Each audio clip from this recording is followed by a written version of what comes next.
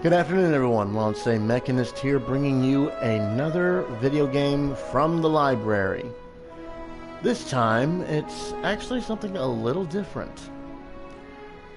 This game is Pillars of Eternity 2 Deadfire. It is created by... Hang on.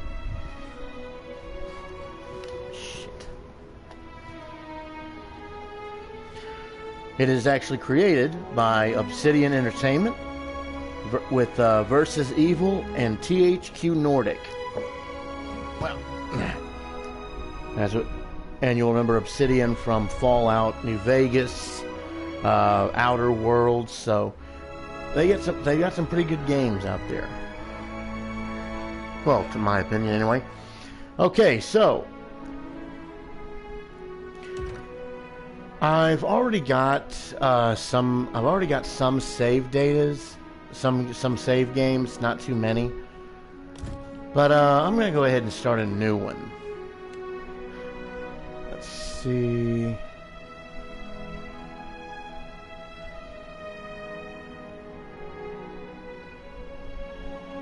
I prefer turn-based mode. Let's see. Okay, let's see.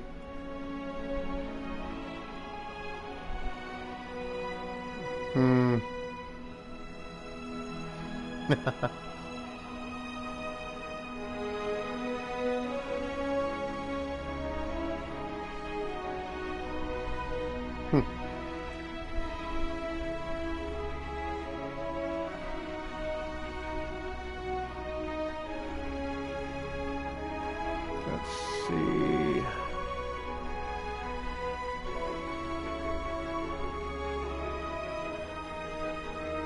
Child Iron. Yeah, apparently with the new game, okay, obviously there's 5 difficulty modes, ranging from story to easy to normal to hard to whatever the hell that is. It says Path of the Damned. So, yeah. We're just gonna go for the relaxed because, well, story might not get any challenge. So, like I said, it has been about a year since I played this game, so interested to get back to, relearning the controls a bit. Okay, so thanks to my previous playthroughs, we've got some of Bareth's Blessings. These actually, it's an optional feature that lets you unlock bonuses as you gain achievements. Then let's see, there's Trial of Iron, which only one save through. If the party is killed, the file is deleted, so it's a permadeath. And then Expert Mode. Let's see. Players who want to rely on their own faculties and intuition while playing the game should play Expert Mode. Okay. Level scaling. Okay. Will adjust their level up or down depending on the player character's level. Okay. Let's take a look at the blessings, see what we've got. We've got 7 points available. Let's see. But as you can see, we can go all the way up to 30 points. I guess all the way. Well, we got a lot of points. We really ain't got a lot of points. Correction, I did have a lot of points, but again, system failures. Okay, so what we can unlock. Let's see. Let's see what the blessings are by default. 5,000 starting money, 50,000 starting money. Funny thing, 50,000, that would basically let you buy a new ship right out of the game. Oh yeah, this game is a tactics, top-down tactics game with various sorts of weapons and classes, but it's also sort of a ship-to-ship combat exploration, but the ship battles, or at least the ship-to-ship battles, are basically text adventures. You choose an action. figure representing your ship does the corresponding actions, and you just read through what happens. See, start at level 4, so you start a higher level. Let's see. Bonus attributes, player only. Inherent attributes to might, constitution, dexterity, intellect, perception, and resolve. Let's see. Explored world map. Begin the game with the world map completely explored. Huh, well, there's a cheat skill there. Bonus skills. Your class grants double their normal skill bonuses. Fine equipment. Begin the game with fine quality weapons and armor. Fine is, if I remember correctly, basically, if I was to rank it, standard equipment is ranked +0. Fine equipment would be like ranked +1. And then you've got exceptional, and then you've got the, I think it's the rare or legendary. I'm not 100% sure. Okay. Upgraded ship sails. Begin the game with the Stormwind sails ship upgrade. Not sure what those are. Let's see.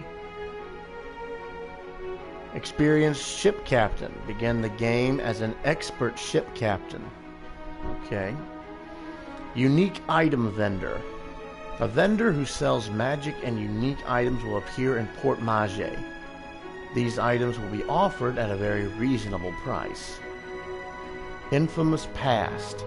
Begin with an infamous captain passive, as if you had survived a mutiny. Discount craftsman. Crafting and enchanting currency costs are reduced. Loaded pockets. Pockets are filled with more and rarer items. Legendary crew. 3 unique and veteran sailors become available for hire in the Kraken's Eye Tavern at a discount. Can I pet him anyway? Adair unlocks the pet slot. Adair is one of your first companions, and apparently he's an animal lover. As a farm boy, he apparently,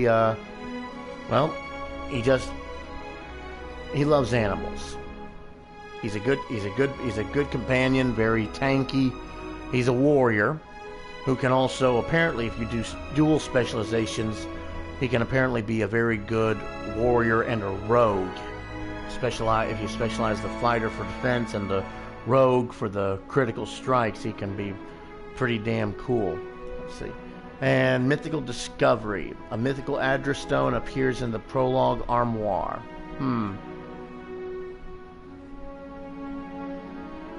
Okay, so I've got 7 points. Let's see.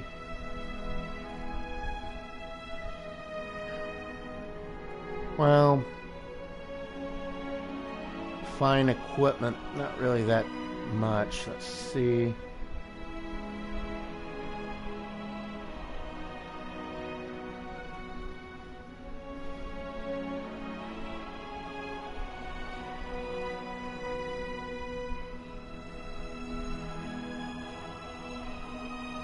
Well, all you gotta do is fight a lot of pirates and whatnot, and you'll gain the necessary experience.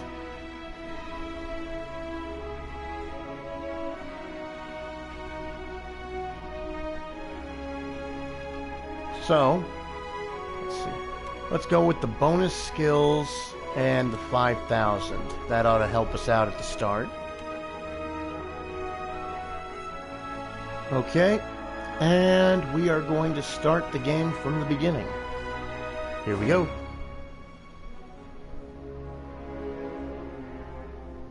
Excuse me a moment.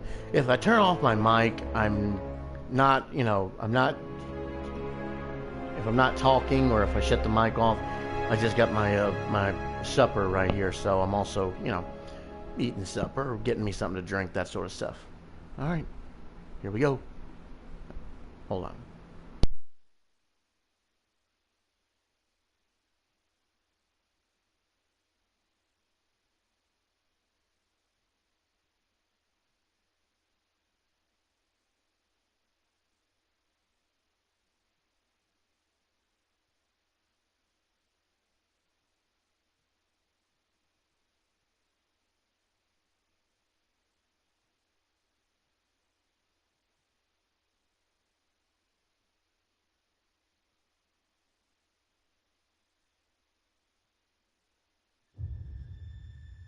Aora.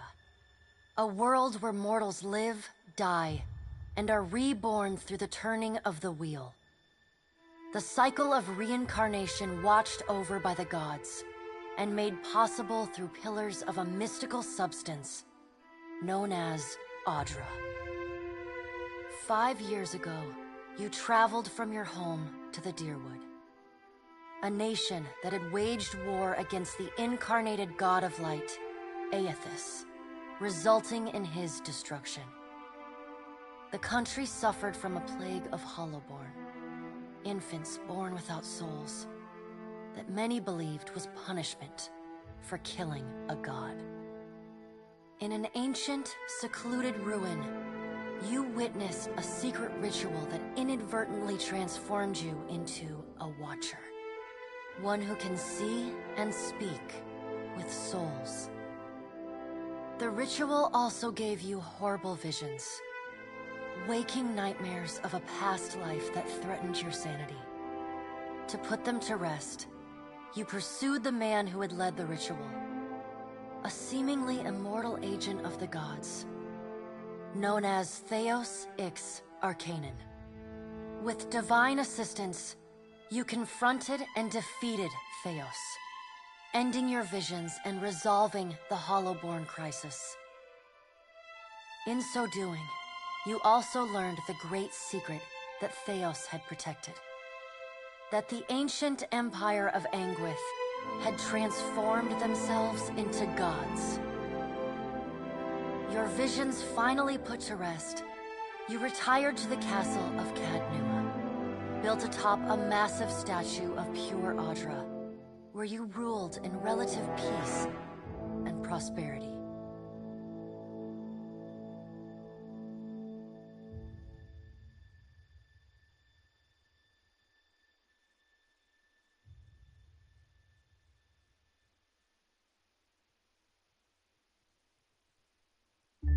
Made a nice story. You fixing up that old keep? Lifting the curse? Must have told it 100 times. But something got to gnawing at me. Thinking the spirits there weren't really at rest. But maybe the gods weren't finished with us.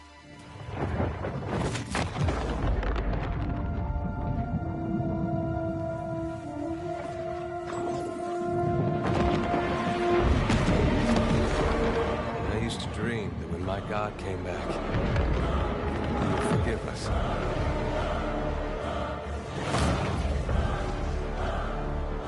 Last the trouble dreams. Sooner or later, we all have to wake up.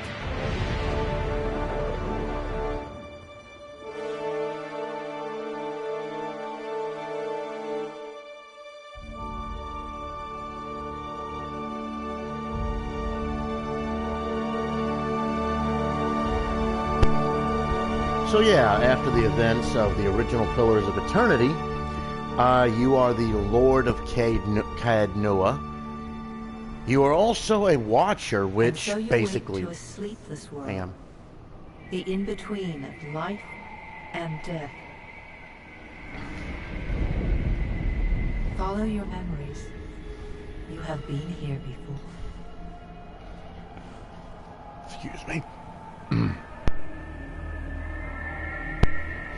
So basically the whole idea of the Watcher is I see dead people. You have seen past the shroud.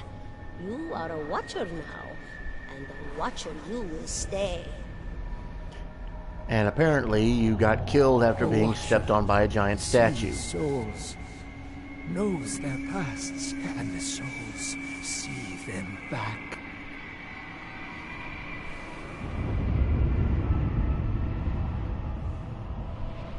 A dubious honor, inheriting a fortress both broken and cursed.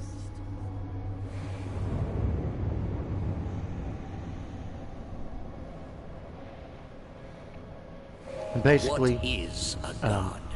A higher power? A rewarder of good deeds and punisher of the wicked? Basically, this is this is where you build your rebuild your character or build your character anew. Something created by people.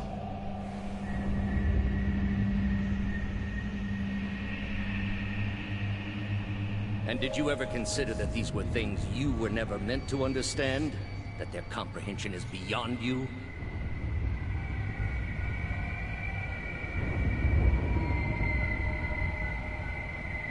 Let the world see. Let them decide what to do.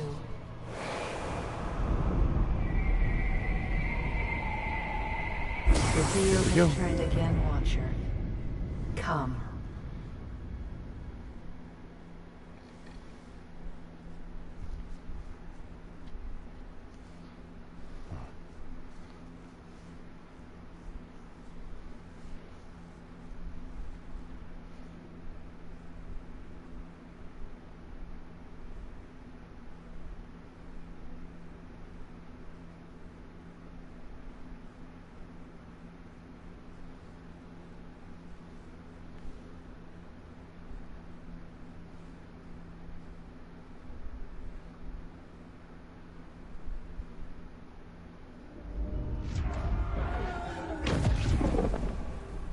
An aged dwarf shares this strange floating platform with you.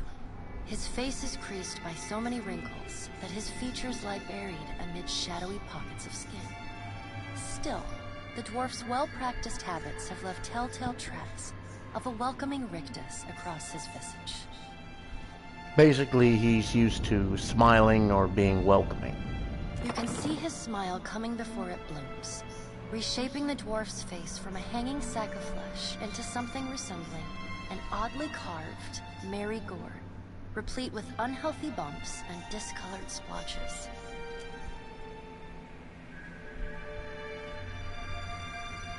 Proceed past him. He follows.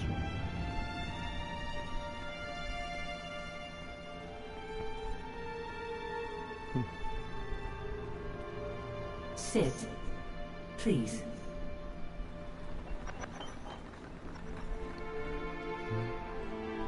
Thank you for joining us, Watcher of Cadnua.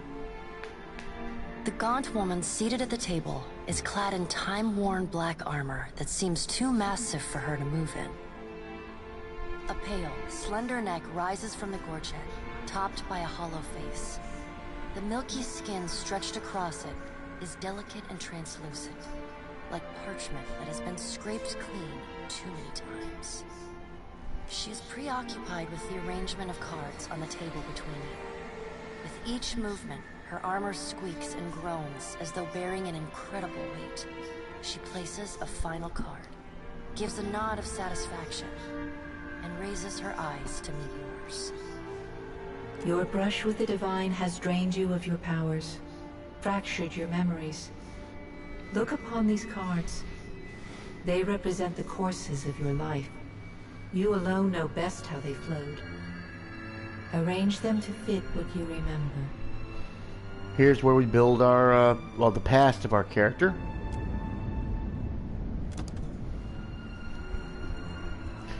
Okay, and there are 6 choices. There is the benevolent path. In Pillars of Eternity, you return the, well, spoilers, I suppose. In Pillars of Eternity, you return the lost hollow-born souls to the Deerwood's children, as you had promised to Hylia. You were kind and merciful to people you encountered, sympathetic to their pain, and charitable to those who needed help. Then there's the fair and balanced. You returned the lost hollow-born souls to the wheel, as you had pledged to Bareth. Most of other choices were judicious and balanced, tempered by rational thought and fairness, rather than sympathy or emotion. Survival of the fittest. You used the souls of the Hollowborn to strengthen the Deerwood, as you had pledged to Gallowayne. Most other choices were made to strengthen you and your allies while punishing and weakening your enemies. Dark times. You consigned the souls of the Hollowborn to oblivion, as you had pledged to Rimmergand. You left a wake of physical destruction and spiritual annihilation wherever you went, seeking to bring a final end to all things. Keeper of Secrets. In this one, you pledged to consign the souls of the Hollowborn to oblivion, as Rimmergand requested, but you ultimately gave the souls to Boudica. You supported maintaining the god's secrets as well as your own. And then, of course, there's the clusterfuck. You did everything wrong. You pledged to do the bidding of every god and then scattered the souls of the Hollowborn to random locations. You got every companion killed. You got the worst outcome for every quest. If there was a mistake you could have made while still resolving the Hollowborn crisis, you made it. Not suggested for new players. Aha.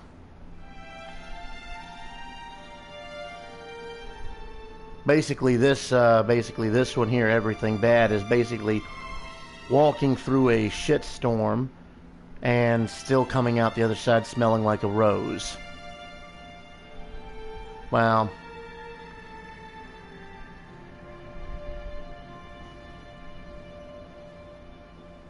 I'm a nice guy at heart, so I'm gonna go with the Benevolent Soul one.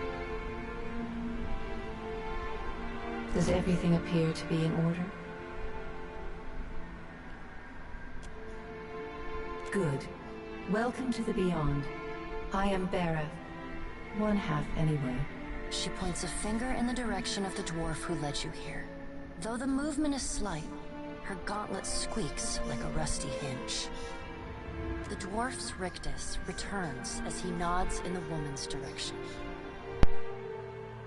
Tell me, do you remember when we last met?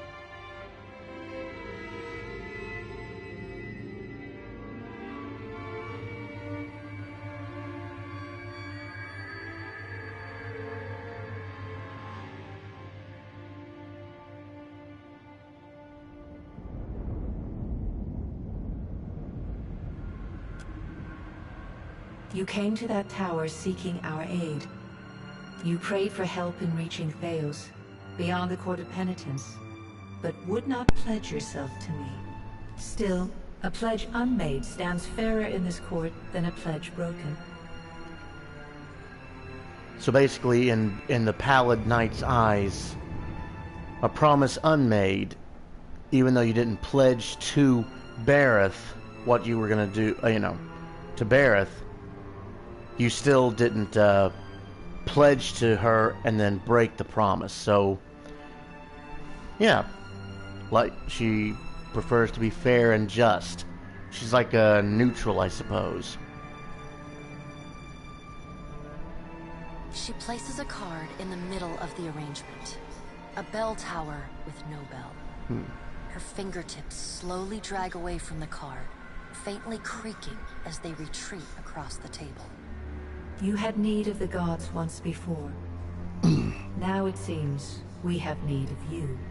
The being that occupied Odnua's statue beneath your castle was the dead god, Aothis. Of this we are certain. What we do not know is what his intentions are. Okay. Though Aothis stole a large fragment of your soul, you were strong enough to survive the onslaught and enter the in-between. You and he are still connected. He has chosen a body made of living Audra, perfused with the power of thousands of souls, including yours. It should be little difficulty for an experienced watcher to find him. For a comparison, I suppose it would be like, well, it would be like seeing a super bright red flare in the middle of the night with no stars. It would literally be like the only source of light you would see in the night sky.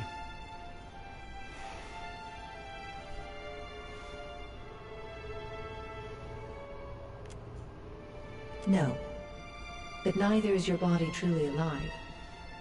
Your lungs draw breath, your heart pumps blood, but your flesh is as soulless as a Hollowborn. That is, until I return you. She delicately places a card upright on the table. The art depicts souls flowing out of a pillar of Audra.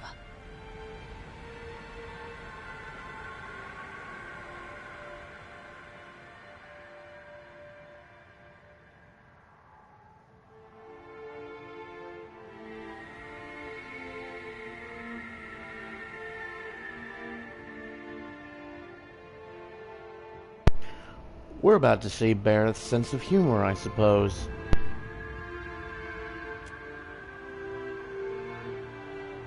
I know. It is my business to know.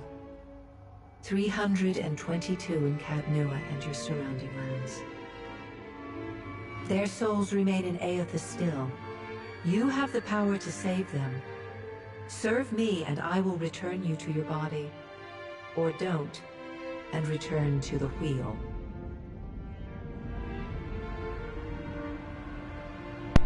Here we go. Good. Before you return to Aora as my herald, you must remember who you were, the last whisper of life in death. For a moment, the sockets of her eyes darken, leaving the pits of a death's head gazing out at you. When you can picture your own face, the Beyond will lead you back to your own kind, to the world of mortals.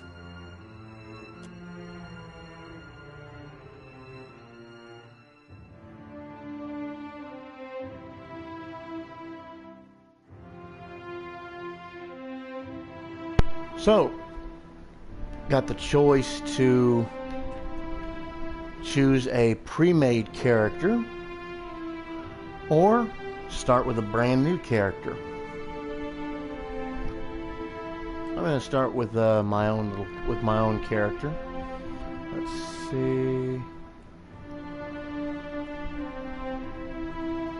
Of course, male.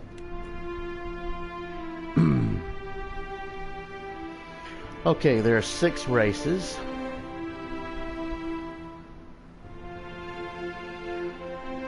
Human folk are the most common in the Deerwood, the Aedir Empire, Old Valia, and the Valian Republics.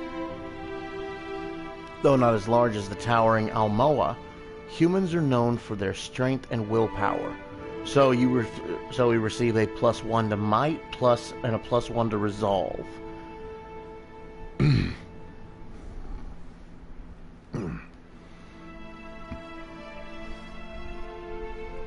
Orlan, the smallest of the Kith races, though many cultures don't consider them to be civilized at all, also notable for their large ears, two-toned skin, and hirsute bodies.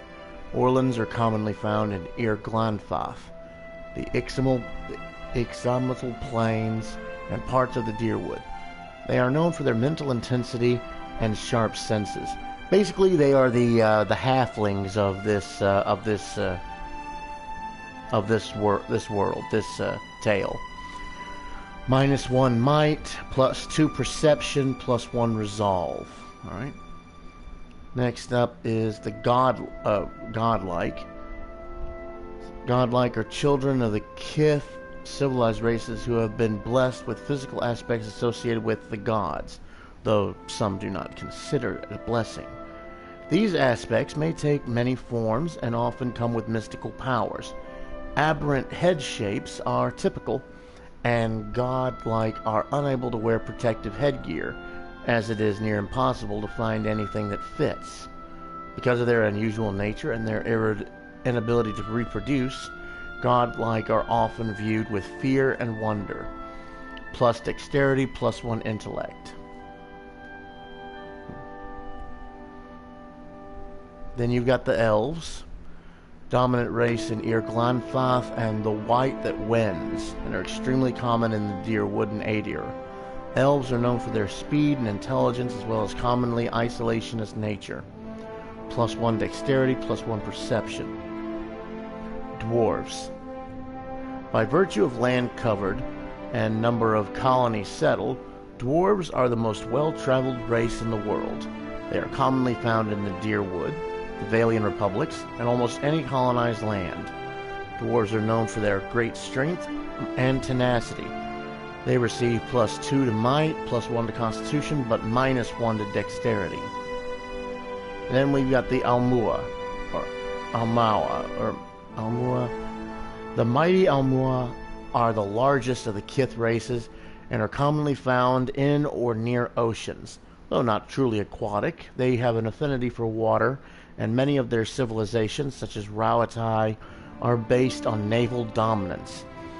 They are known for their unparalleled strength, so +2 to might. Alright. So, I'm going to go ahead and choose human. And we've got a sub race. Let's see. Meadowfolk,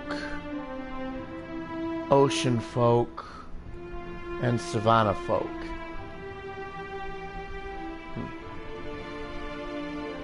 Really, it just focuses on the appearance. Doesn't really show any differences.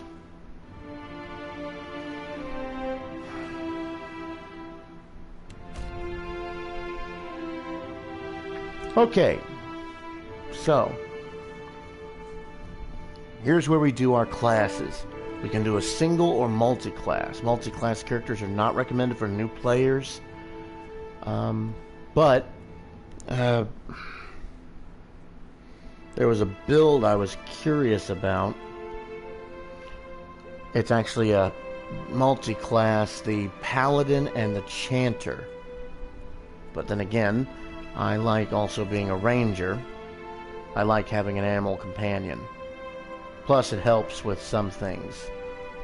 So,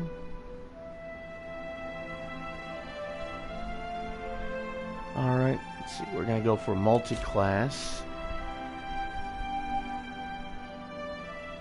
Okay.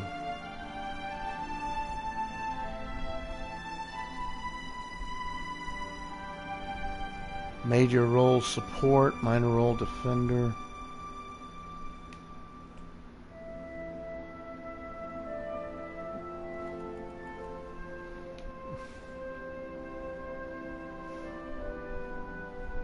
All right.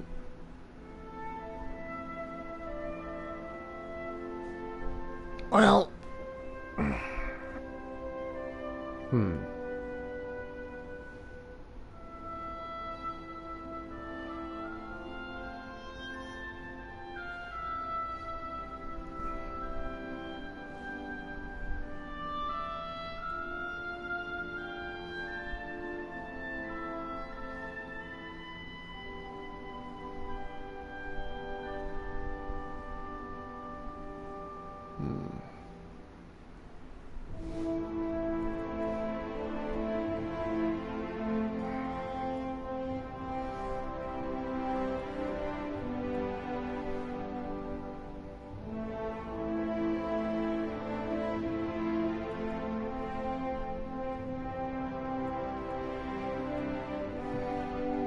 let's take a look at the ability trees.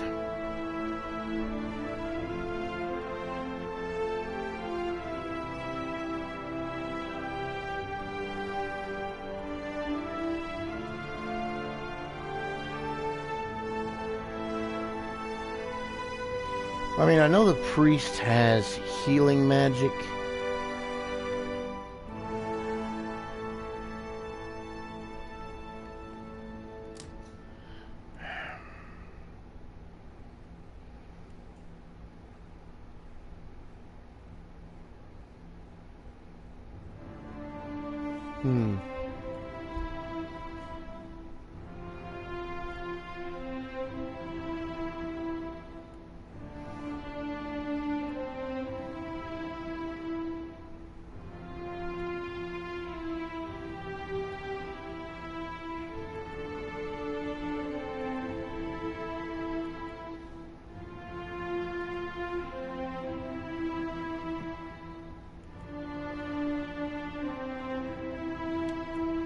I'm gonna go ahead with the ranger first. Go ahead and get that out of the way, then I'll choose the next class. See, so there's subclasses. Ghost Heart. Ghost Hearts are rangers whose animal companions have died but remained in the in-between as spirits to serve their masters. Ghost Hearts can summon the spirit of their companion in combat for a limited duration. Bonus, they are immune to bonded grief. Animal companion is immune to engagement. Must actively summon animal companion during battle, costs bond, and has a duration. Companion is considered a spirit and is affected by spirit targeting magic or powers. Animal companions cannot be healed, unable to learn both heal pet and revive pet abilities. See, Sharpshooter. Sharpshooters focus their attention entirely on ranged combat, relying on their animal companions to provide defense for them. Their penetration and accuracy with ranged weapons is superior, but they take more time to recover in between attacks and have poor deflection.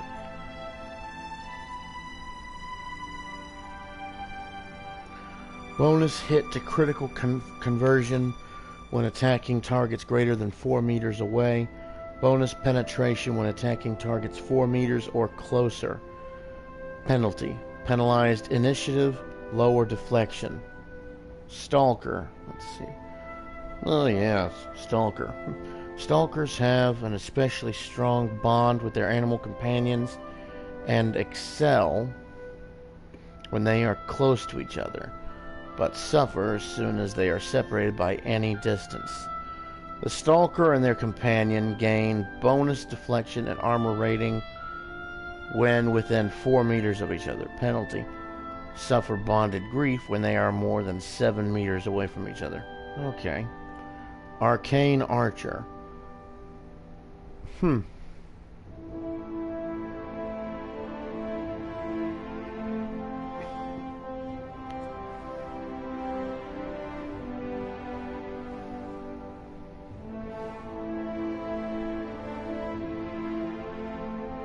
Max health is reduced. No, thank you.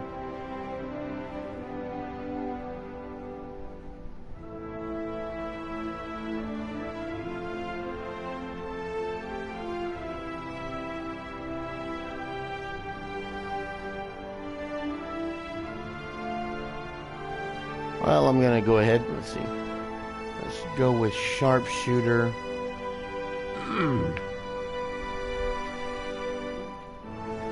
Let's see. First skill.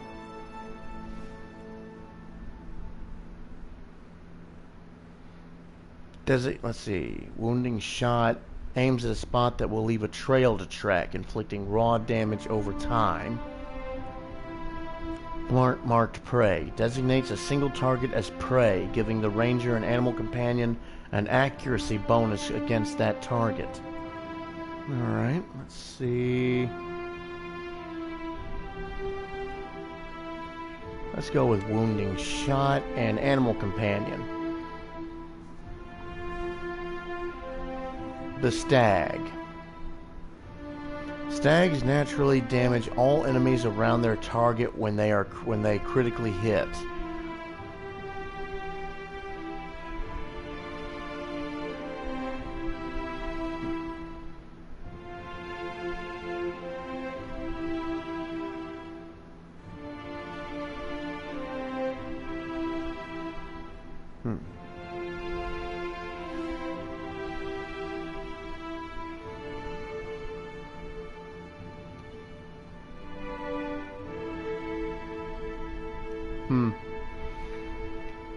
Let's see.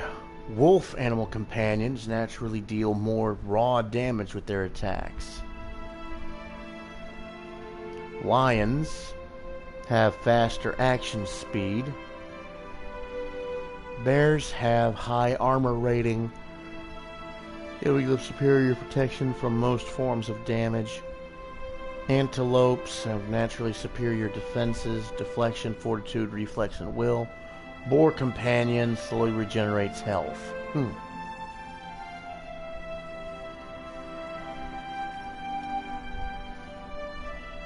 Well, I prefer dogs, so let's go with the wolf. Alright. Okay, so then, let's take a look. Oh, and also, when you choose your second class, what your basic combined class will be is shown in parentheses beside the choice.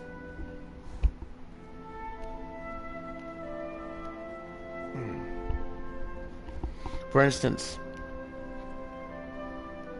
choosing Ranger and Seer would be, choosing Ranger and Cipher would be a Seer. Druid would be Beastmancer. Let's see, a Paladin would be a Shepherd. A Priest would be an Itinerant.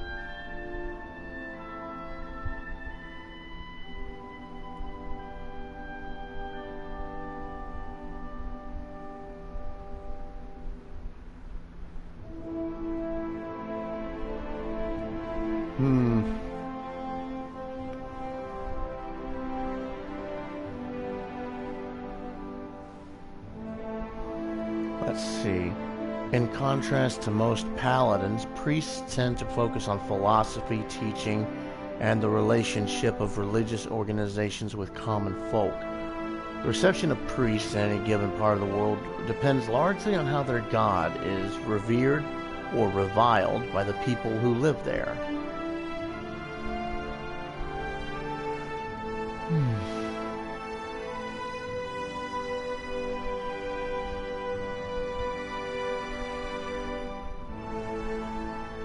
I'll go with the Paladin.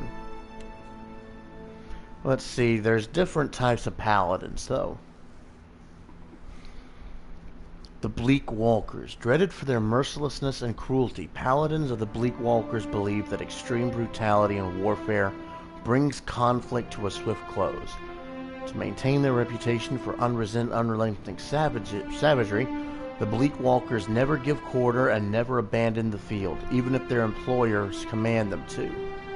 Gains Flames of Devotion. Let's see, Flames of Devotion deals additional corrode damage, Black Flames, and applies the Sickened affliction to targets. The Darkosi Paladini, the oldest known paladin order in the world. Founded as the guards of the Darkosi Palace in Grand Valia 2,000 years ago. The Darkosi Paladini, since the shattering of Grand Valia, transformed into protectors and ambassadors of the immense Darkosi family as well as Old Valian culture. The Darkosi Paladini are widespread and occasionally even come into conflict with each other due to the machinations of the Darkosi family. Paladins of the Order are renowned for their wit and love of life. Gain Lay on Hands. Lay on Hands grants a minor flame shield to the target. The Gold-Packed Knights. Mercenaries with a solemn reverence for the sanctity of contracts. Gold-Packed Knights fulfill their obligations with unemotional, unswerving commitment and without moral judgment. The Kind Wayfarer. A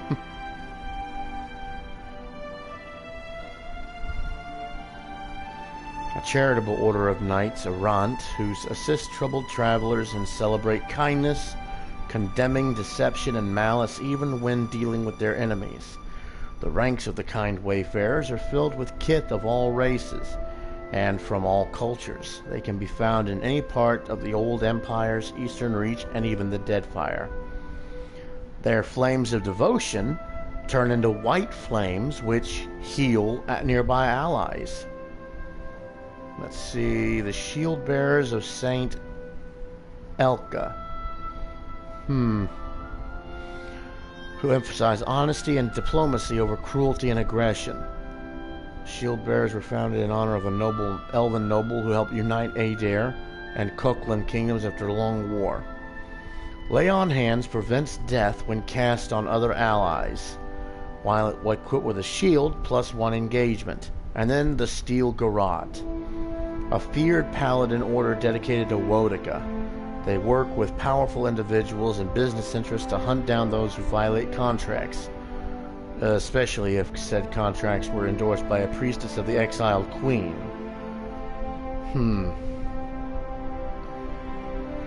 gain the Garrote ability. No. So,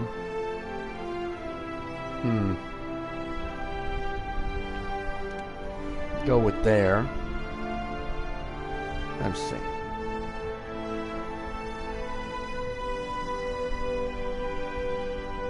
Wait a minute.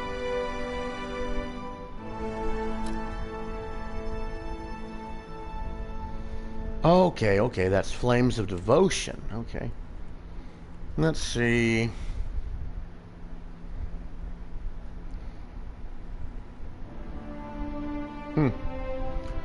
Sworn enemy marks an enemy as the focus of the Paladin's righteous fury, granting a damage bonus against that target until combat ends or the target goes down. Lay on hands.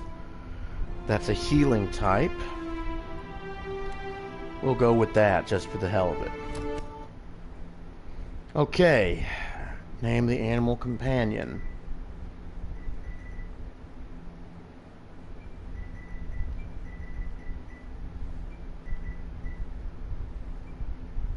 There we go.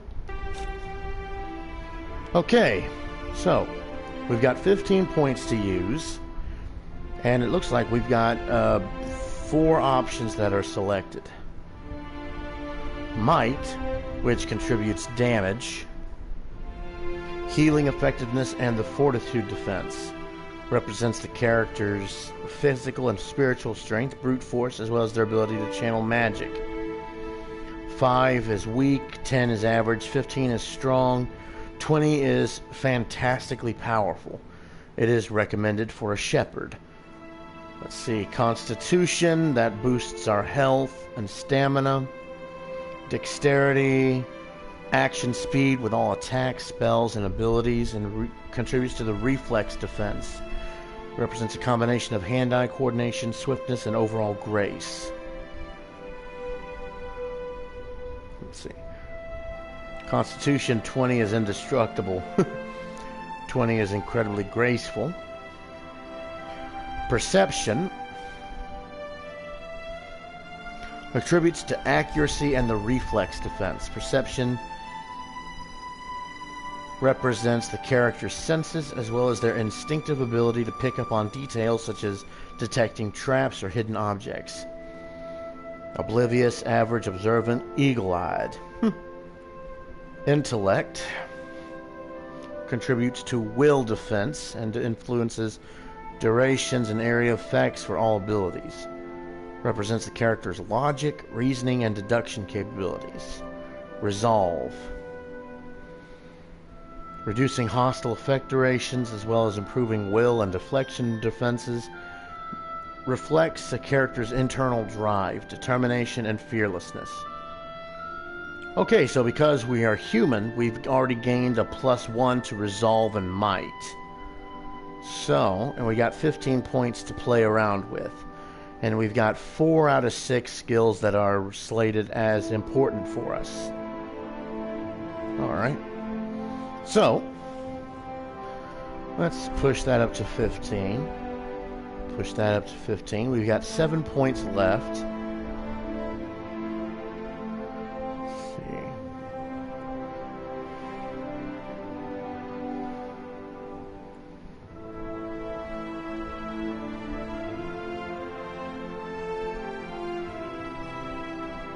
Push that to 15 because accuracy and reflex. Let's see.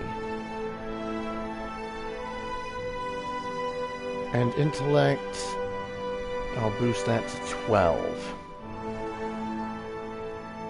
So average dexterity and constitution, but strong might, observant perception, quick-witted, all 12 in intellect, so about slightly better average, but not quite quick-witted, and strong-willed resolve.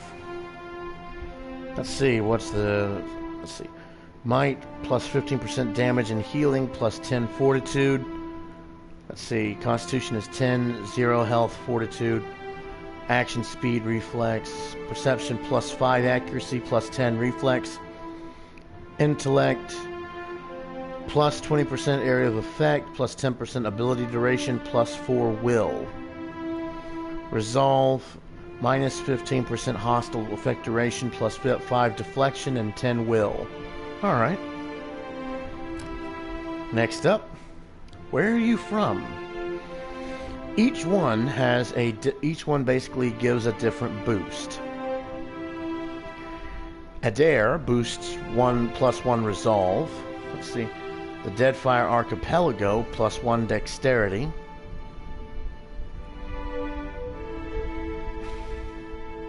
Oh, the Ixamil Plains is also plus 1 resolve.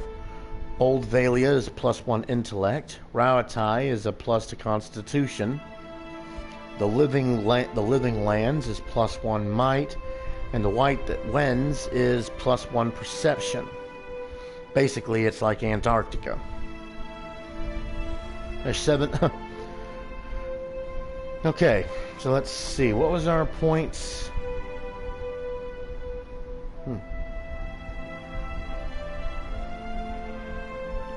15, 10, 10. It was 15, 12, 15.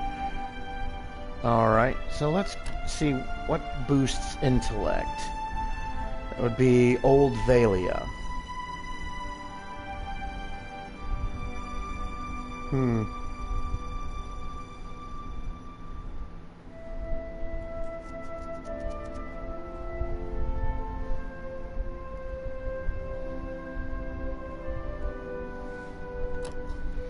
That would boost our intellect to 13.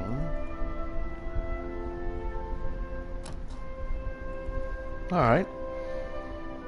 We'll go with Old Valia. Alright. What was your job? These also boost our skills.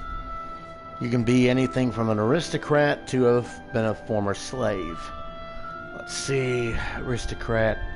You lived your life among the nobility. Your days have been marked with lavish meals and extravagant parties. Your conversations peppered with talk of pedigree and bloodlines.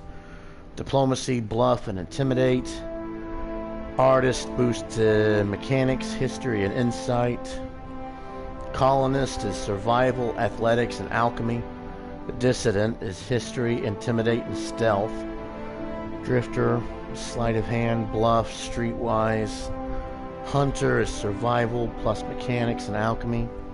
Labor is plus 2 athletics. Mercenary, merchant, and slave.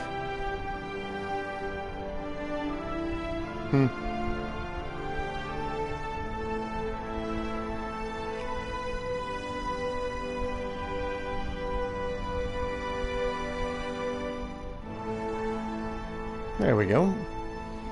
Alright, let's see.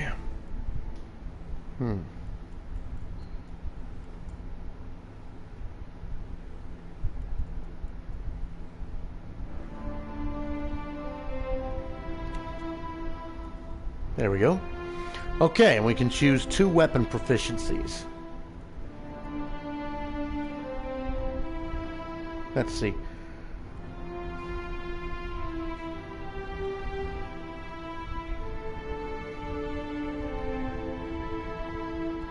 Let's see. Crossbow. Oh, that's an arbalest. That's the crossbow. Hunting bow and the war bow.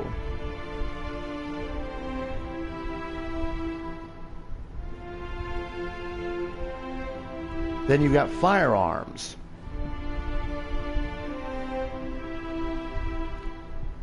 Arquebus, rifle, basically. That's a blunderbuss, basically a pistol shotgun. And then the pistol. Magical implements.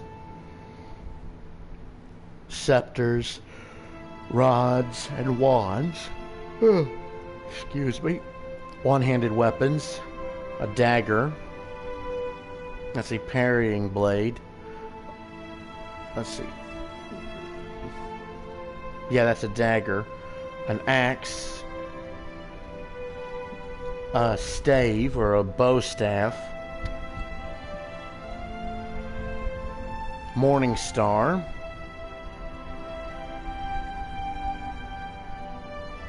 a hatchet, a mace,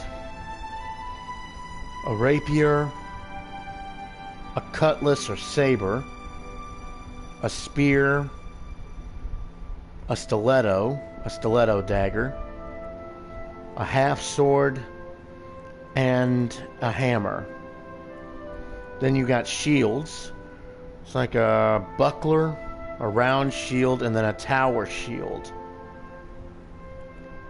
And then you've got two-handed weapons. The Istok, the great sword. See the war mace, the pike, the poleaxe or the halberd, and the quarterstaff. Well, I generally use ranged weapons, but I know how to use but I know, you need a melee weapon occasionally. So let's go with the arquebus, and let's go with the poleaxe.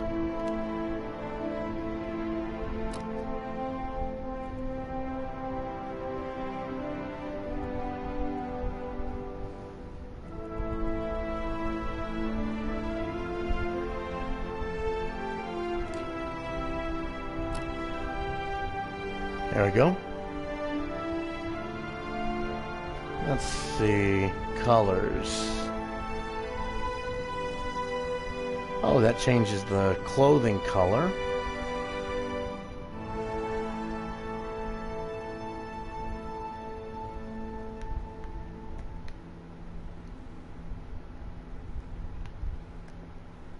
That changes pants color.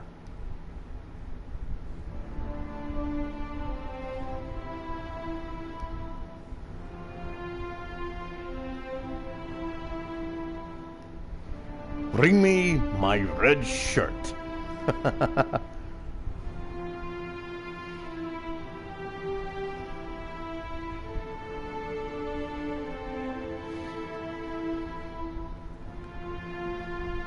Bring me my brown pants. Yeah, I know. Cheesy. Let's go with a red shirt, gray pants. Let's see. Primary skin color. That looks good. Hair color. Nope.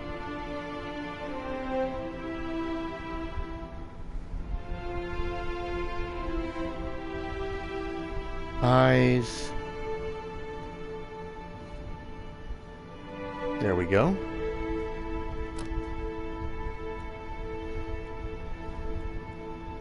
Face is good. I wish I had hair like that, but sadly...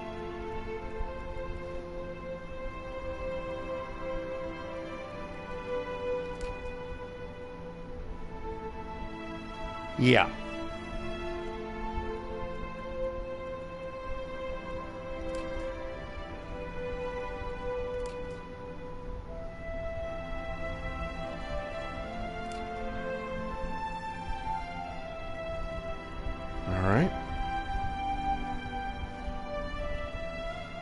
There we go, and facial hair.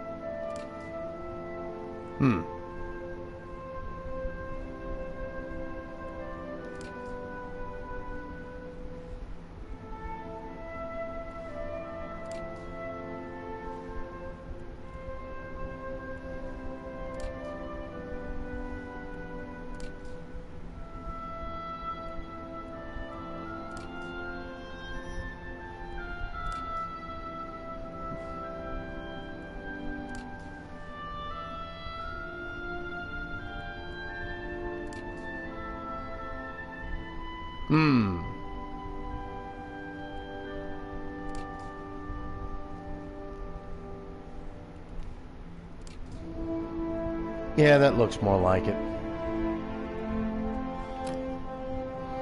Alright, let's listen to the voices. quick and quiet. Just say the word. After him!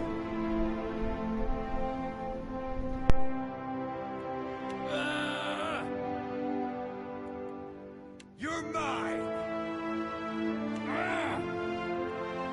Let us end this!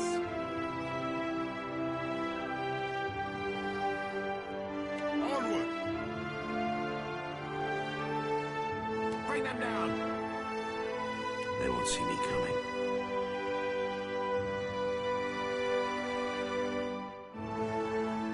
I'll teach you a lesson! Easy does it. Yeah! Shh! I'm here. You'd better run! I'll go on ahead.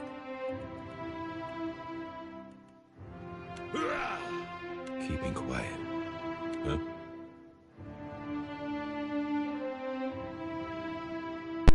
I think I'll go with the stoic voice. And the pose. See, there's the average. Heroic. Hunched. Roguish. Sassy.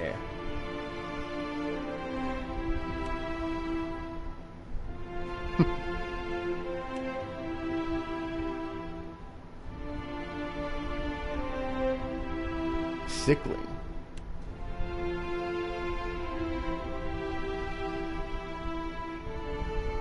Yeah. Nice use of shadows. Oh.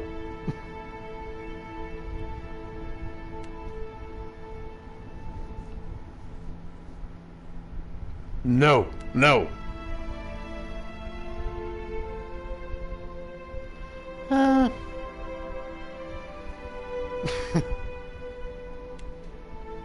Damn it, what was he about to do?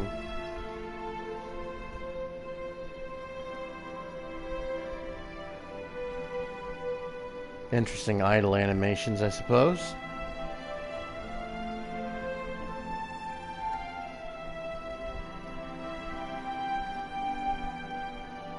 Ah. Drunk?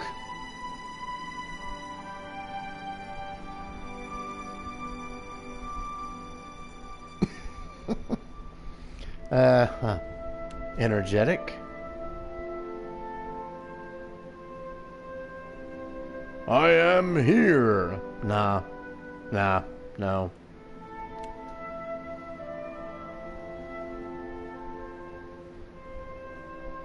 No.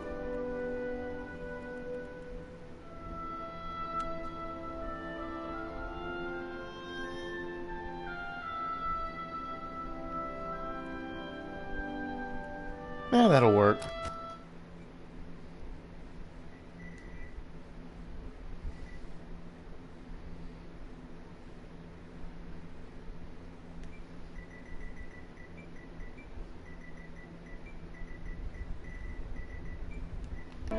There we go.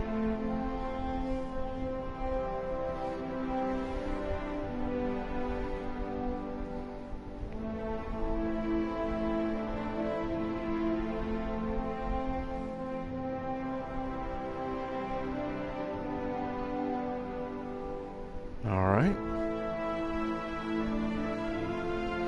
So this is the summary of our character.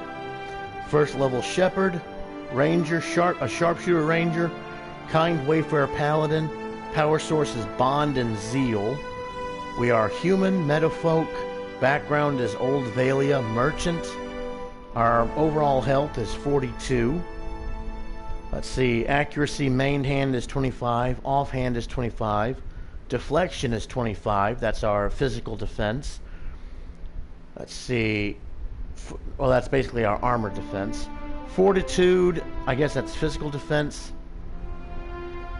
It's 32, reflex is 27, that's I guess area of effect defense. Will is mind defense. Defense against mind-altering spells. Reflex is 27, will is 38. Attributes are might 15, constitution and dexterity are both 10, perception 15, intellect 13, resolve 15. Abilities. Arquebus has the aimed shot. The poleaxe has engaging threat. We've got lay on hands, wounding shot, a wolf companion, faith and conviction, kind wayfarers, flames of devotion, and sharpshooter. Let's see, active skills, alchemy is 1, arcana is 1, athletics is 1, explosives, mechanics, and sleight of hand is 0, stealth is 1. Okay, let's see. Bluff is 2, diplomacy is 3, history is insight 0, intimidation is 1, metaphysics is 0, religion, streetwise, and survival is 1. Alright. That works.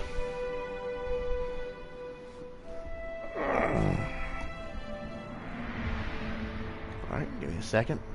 Go forth now, Watcher, as my herald. Oh, we've got a spirit wolf with us now. This title lightly. When the time comes, you will have the power to reveal the souls that cling to you, to open the gateway from the in-between to the waking world.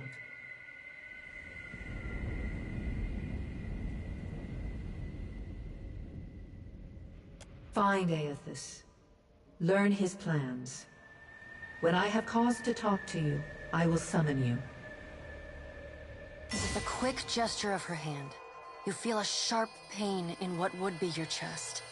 The pain continues, intruding deeper into your soul. Looking down, you see a small lump of darkness roiling within you. The darkness lingers there, but the pain abates and fades entirely within the span of a few seconds. A chime. Do not fear, Herald. It will not harm you unless you choose to cross me. I trust it will not come to that. Her gauntleted hand gestures to the dwarf, hovering nearby.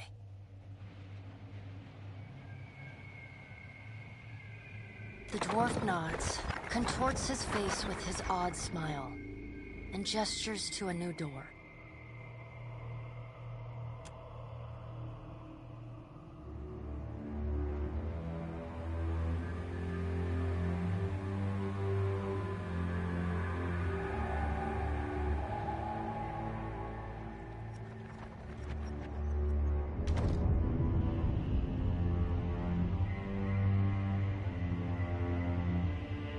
Just like that, we're off.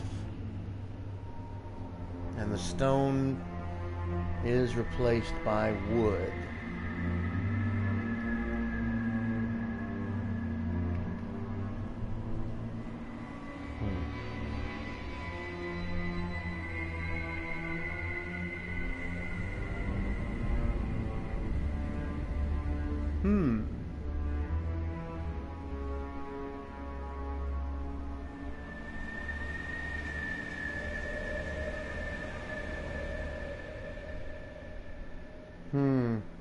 Goosebumps rise on Adair's arms at your approach, but he seems unaware of your presence.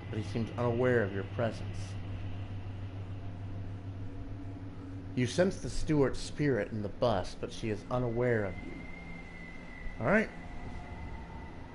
Time to end this out-of-body experience.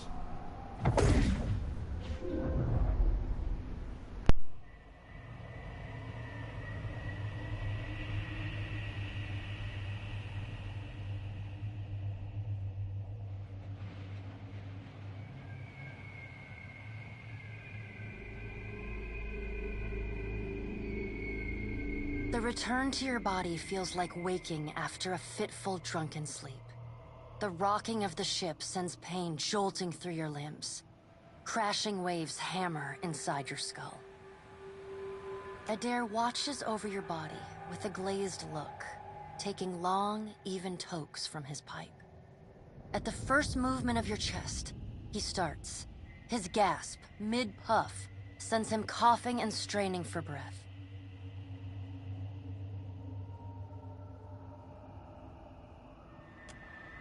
There's no way.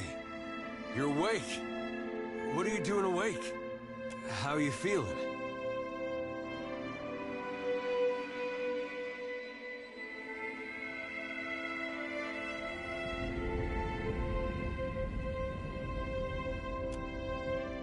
Alive's a big improvement. I hate to cast a pall over your recovery, but I'm afraid I have some bad news for you. The voice echoes from inside the bust. The remains of the steward of Cad Nua. Cad Nua has been destroyed. Aethys possessed the statue of Maros Nua and rose from the ground, consuming the souls of all nearby.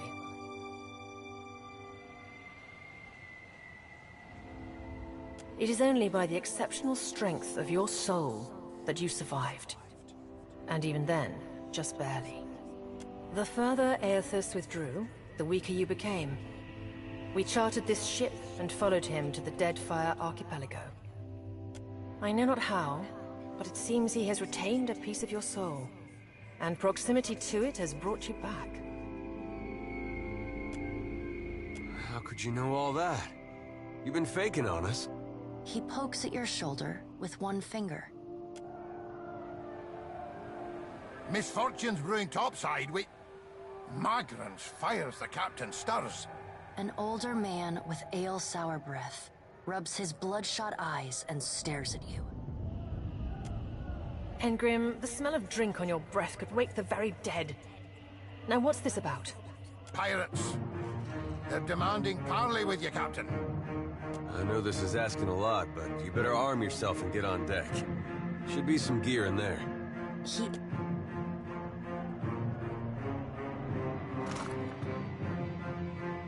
Okay, we've got our equipment. Let's see. There's our arquebus, poleaxe, mail armor, and some money, and an item. Okay. Square, I believe, is take all.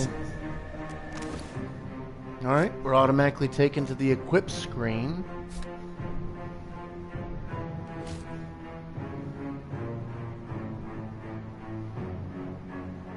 Oh, there it is. Weapons up there, so let's go ahead and equip the arquebus.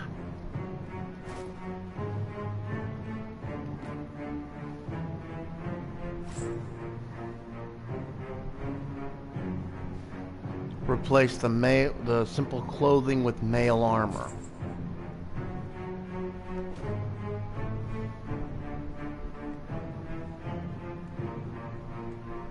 There we go.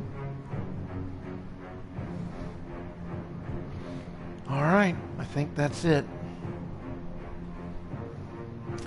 The pirates of Deadfire are notorious. I suggest you deal with them quickly. Get armed and suited up. We gotta get on deck. Alright, let's go ahead and save it here.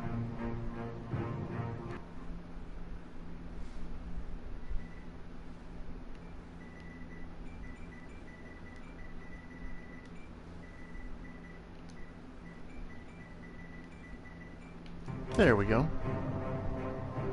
Alright, let's get on deck, take care of some pirates.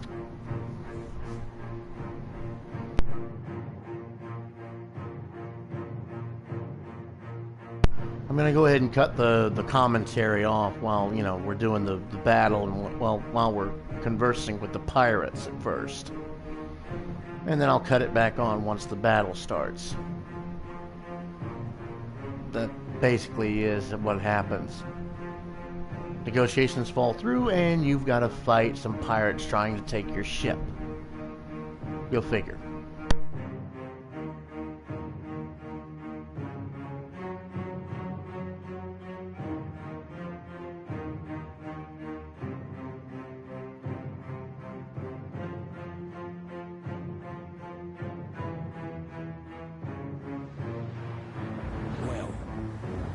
We here?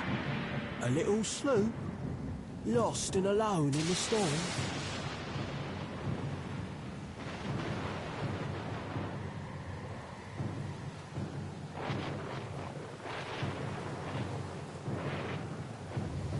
I'll be taking your ship now, if you don't mind. And especially if you do. Well, at least he asked. I am a gentleman of fortune. Give her up easy, and I'll see you get a swift death. It'll be bloody and agonizing, sure. But at least it'll be quick. So some dialogue options actually have different things. Different dialogue options require different reactions, emotions, or whatnot. Some of I don't think these are actually shown at the moment, but obviously actions are shown.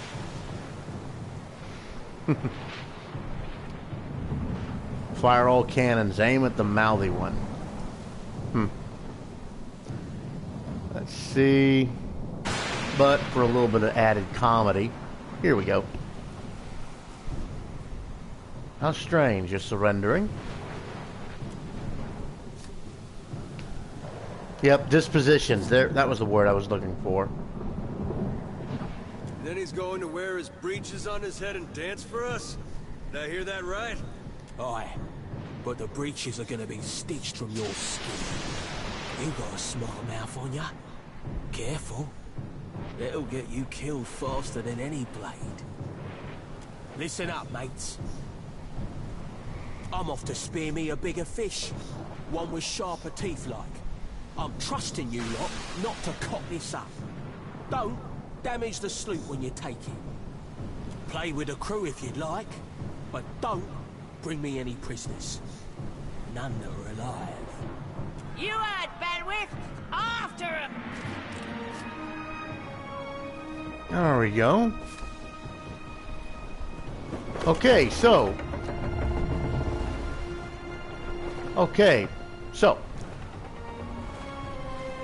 the green icons are allies, your party, allies, friends, that sort. Basically good guys. Red are, of course, the enemy. Those with the game, the tactics are all about initiative. Those with lower initiative go first. The lower your number, the faster you move. You see how currently Laika, my animal companion, she has an intuition of 7, meaning she is effectively the fastest person at the moment, the fastest character at the moment. We can also control the combat speed, speeding up or slowing down. Let's see, delay turn, end turn. That brings up the action bar. And, let's see, I think it's... Nope, can't do it, so... Let's see. We're going to go ahead and highlight this pirate. Notice how the crosshair action, which is movement, changed to a sword. That means we are going to attack. And because she's a wolf, she gains a double attack. Alright, let's see. Gonna go ahead and end that. Okay, my character is here. Let's see.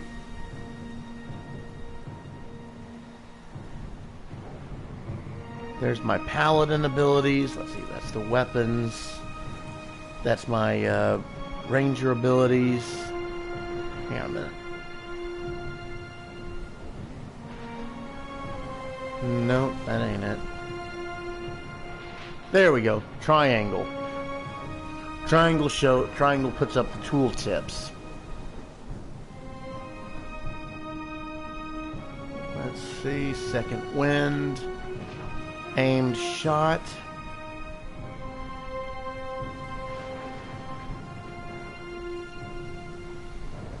Flames of devotion. Standard accuracy 30 versus deflection Damage 23 to 30, penetration 9. Calls upon the paladin's inner fire, causing their equipped weapons to burst into flame as they strike, and adding burn damage to the attack. Kind Wayfarers. Flames are white and heal nearby allies. Then lay on hands, which is healing. Wounding Shot.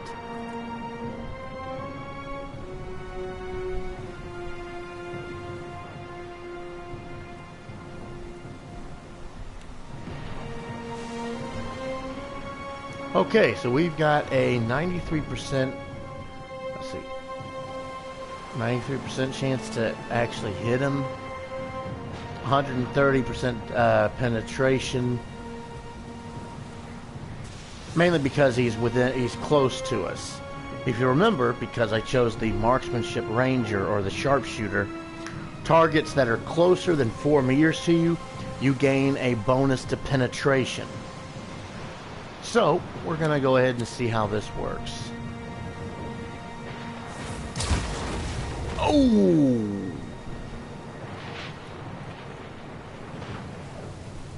That had to hurt. Alrighty. Let's see.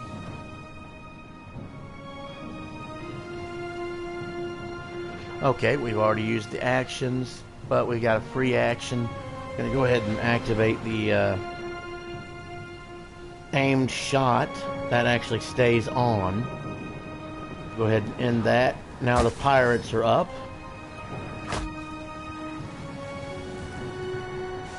Actually, we've got the sailors. Our named crew. Grania, Adair, Beadol. Our helmsman. Ooh, and down goes the enemy. There goes another sailor. And we're back to Laika. Alright, here we go. This ought to end it. That enemy was flanked. There we go. Storm's picking up! Take cover!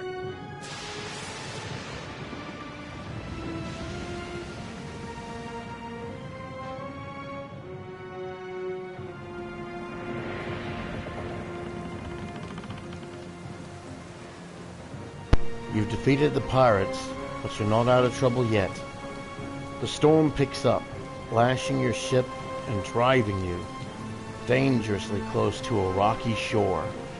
The Defiant's crew hurries to reduce sail and batten down the hatches. They work quickly, but the ship is still heavily listing. Just then, a loose crate tumbles towards you, gathering speed on the rain-slicked deck. It misses you, but knocks Chichipek, one of your deckhands, off his feet. The Defiant heaves. Chichipek pitches over the side. He grabs onto the rail, but his fingers are slipping. He cries out for help. Meanwhile, the runaway crate totters over the edge of the deck, ready to plunge overboard. You recognize the symbol on the front and realize it likely contains the salvage from Cade Nua, your key. We must choose. Do we save our crewman or save the crate? Well, we gain a crewman if we save him. Save the crate, I don't know what we get. It's some kind of random item, I believe.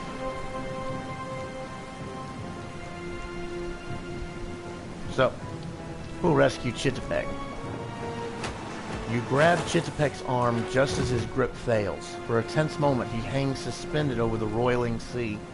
Then, with a mighty tug, you pull him back onto the deck. You hear a heavy splash.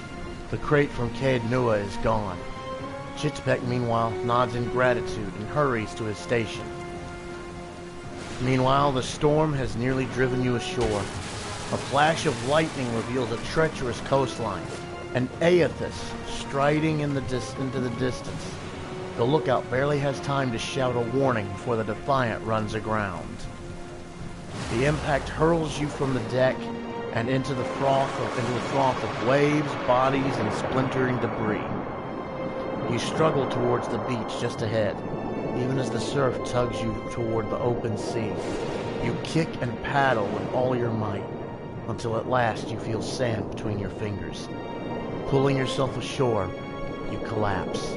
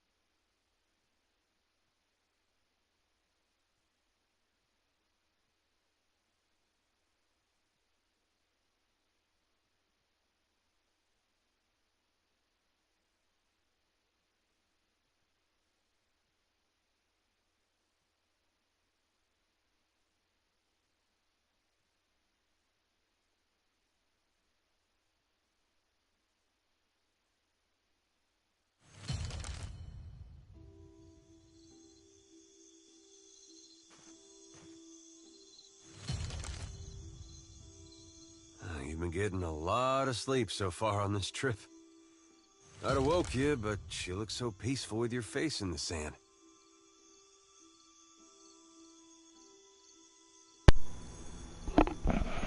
Smart ass.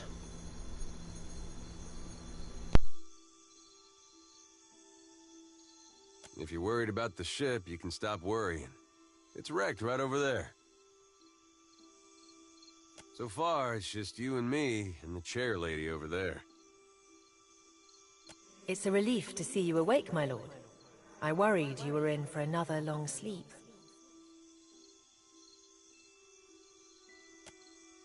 Ran aground, looks like. Statue headed inland. Guess he had business here. Or he needed directions. I do sense a few survivors close by. The rest... You could give them guidance, but they are beyond any other help.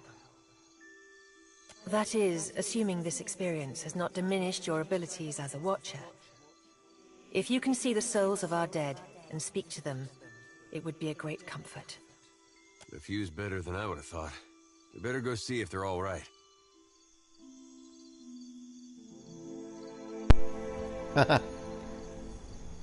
I think here's another comedy skit with Eder and the main character. Shout out, any help here, Barath? Any help here, Bareth? There is no reply, save for the calling of gulls and the constant crunch of water upon the shore. I'd shout for Aethys, but I'm worried he'd hear me and come over.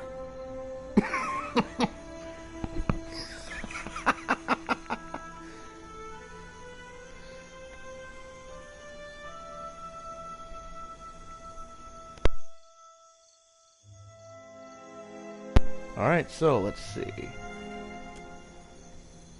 I'm afraid I won't be much assistance in that regard.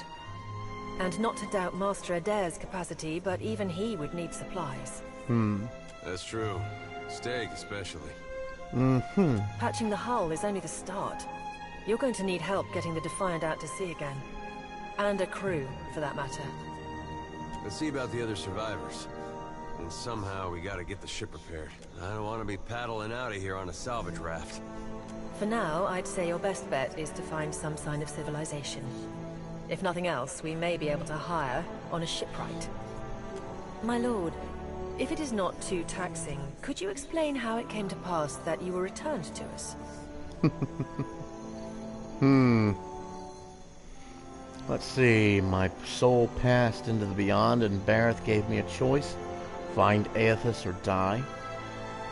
Bareth has given me a sacred duty. I am to hunt Aethys for the other gods. It turns out the gods are too dumb to figure out what Aethys is doing, so they sent me back to figure it out. Squint dramatically while looking out at the ocean. I've returned as the herald of Bareth. I'm on a special mission to find Aethys and learn what his plans are.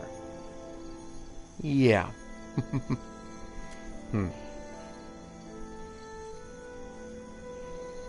Sure. I suppose if any mission could be considered special, it'd have to be this one. A perilous endeavor indeed. Castle or no castle, you are still my lord, and I will aid you to the best of my ability. Well, I suppose we better get a move on.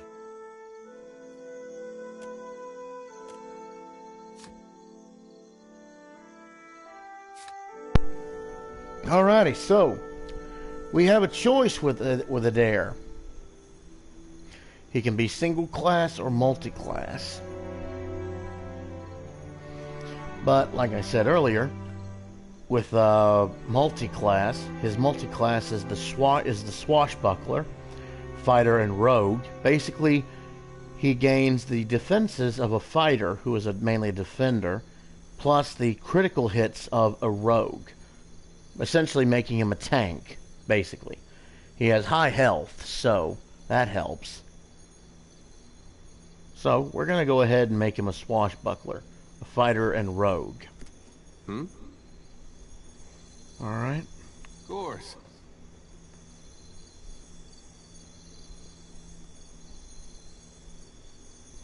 Okay. Yeah. Let's see. There we go. That selects all.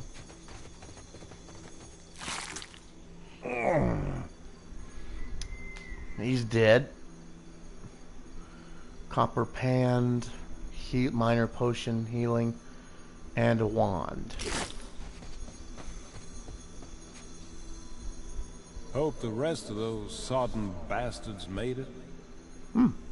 Well, there's a southern drawl for you. On it. Sure.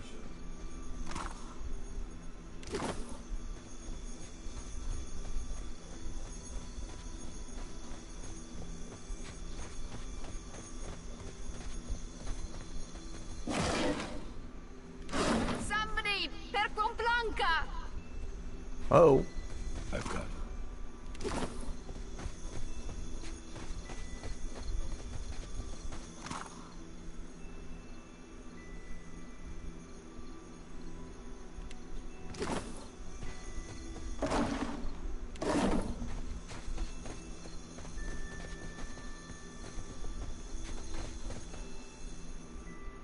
Let's see. The Defiant is looking far worse for wear after its unexpected landfall. The hull has splintered in several places along the keel, while the tattered sails stand as evidence of your battle with the pirates.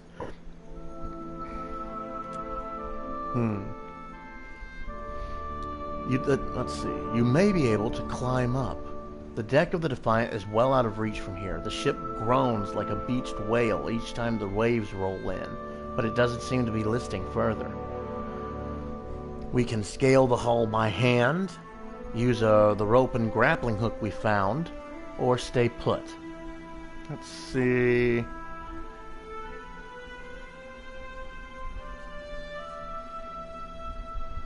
Let's use the rope and grappling hook. That'll avoid us from any kind of injuries, because if you actually fail a ability checkpoint, you can actually injure your characters, and if they accumulate 3 injuries, they're basically dead. So something to look out for. One good throw, the hook sails up and over the rail, catching firmly. A few tugs suggest that the grappling hook should hold fast. Use the grappling hook to climb. Climbing up and over the rail. You're looking better, Casita. That, or I'm worse off than I thought. It's my leg, Matico. It hurts even worse than it looks.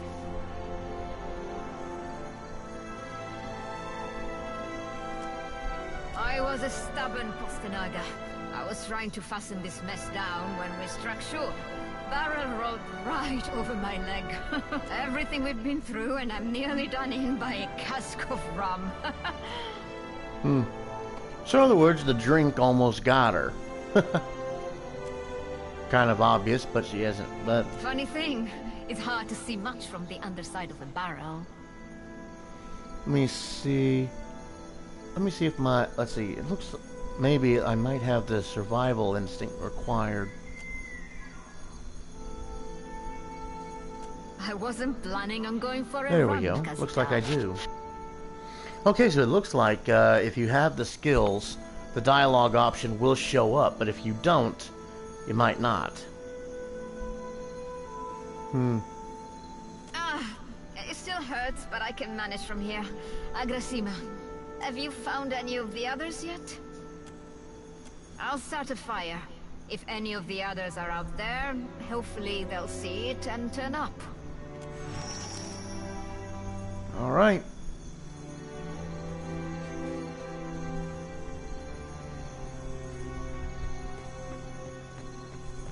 Will do. All right. Climb down. Let's start looking around. Hello. Hey, fancy seeing you here. I can't see much of anything, really, apart from you. Just endless gray. What happened? Shoo. Go towards the light and all that. You didn't make it, you idiot. You're dead. That's blunt. I think that's about as blunt as a hammer to the head. That's somewhat amusing. Ship ran aground in the storm. You died. That's blunt. That's basically the gist of it. Storm? That's strange. You'd think a man would recall a storm. It's like someone cut away a part of my memory. There's just this big black hole. It's weird. I thought death would be different. Big light and so on. But I don't see anything at all. Just you. Oh. Suppose that sounds nice enough.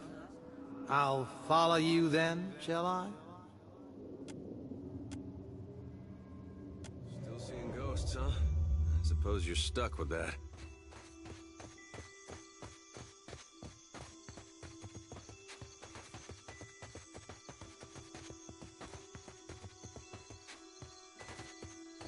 Spy! Magran, here! My flame burns yet! Is that ye?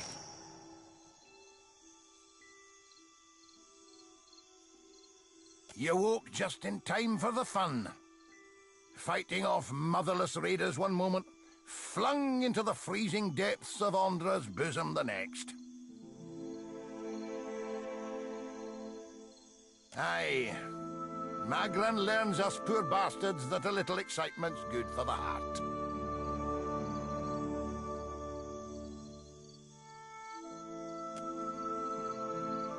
Aye, but almost mad ain't fully mad. Ah, old Durance. The goddess shan't forge another like him in our lives, Captain. Can we go back on the ship now?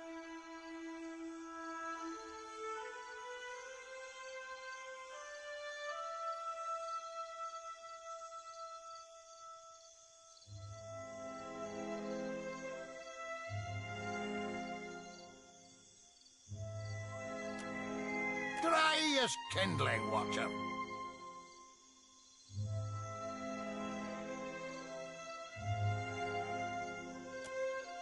I heard some hollering by the Defiant. Worth spying on, just in case someone went cast from the deck onto the strand. That's unkind. You're the one decided to pluck this wean from the wilds of Aer Glanfith. Blame that stone steward of yours for bringing the furry maid along. Uncle Engram, you promised me ale. Later, sweetie. Uncle Engram's thirsty too.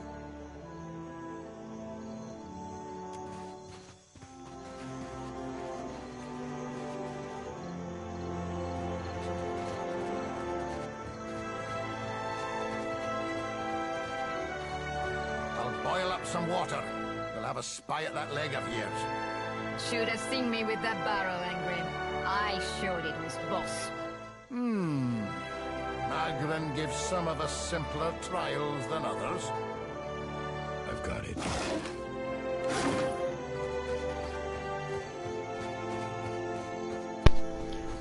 Continuing up north, there's a river spring. Mind the boars, Watcher. I can't... Uh-oh.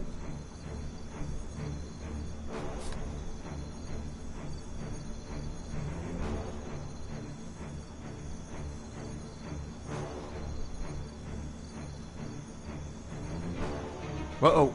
Oh, that's where the boar is. Yeah? Alright.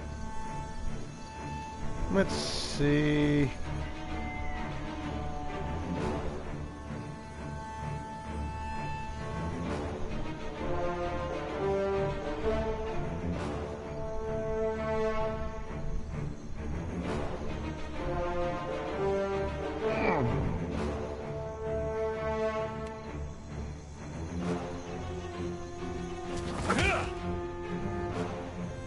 There we go. Got that one.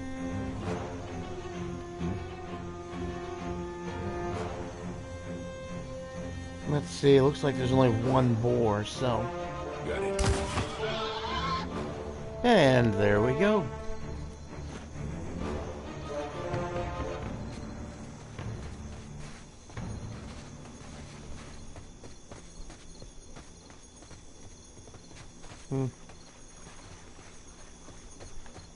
It is good to see you well, Watcher. I believe the boars were hoping for easy meat. The bosun, Beadle, is in that cave over there. Ran in after a boar. Stubborn old dwarf. After we made landfall, you mean? I woke and Beadle was close by, swearing fit to bring Andra's wrath upon us a second time. We began to search for supplies. I came over this way in hopes of gathering some of that blood moss over there. I thought it might be of use. I imagine the boars had the same idea.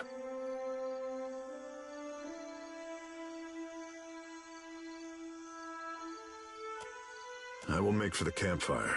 I must get this pistol cleaned if it's going to be of any use. Be careful in there, Captain.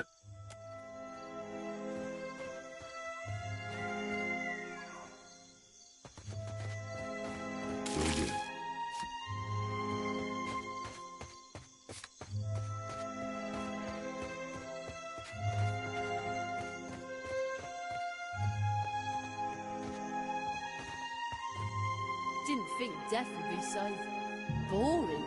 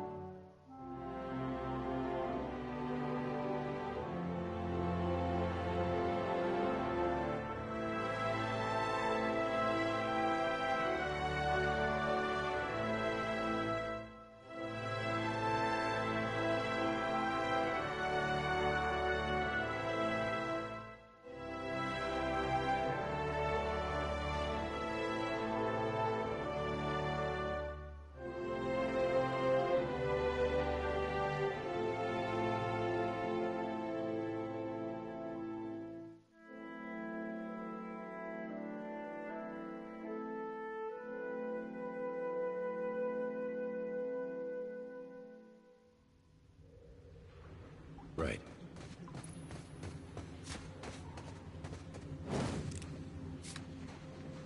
Okay, so left clicking the stick activates Guess we're not stealth the first mode. to head this way.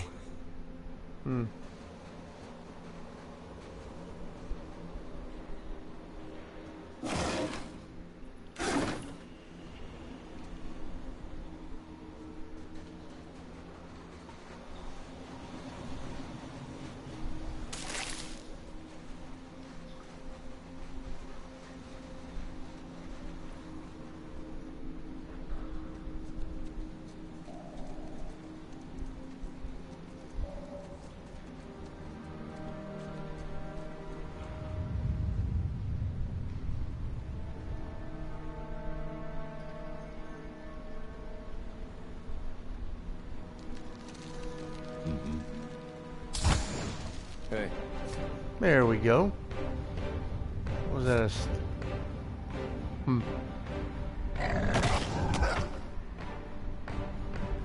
What do you need? And there we go.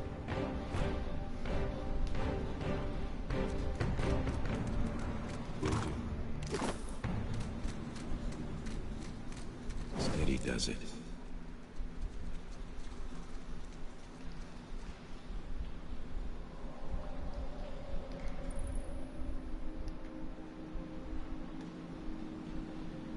Sure. Hmm?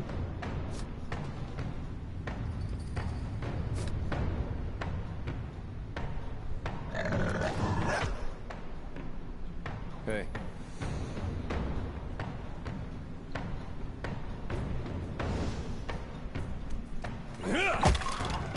There we go.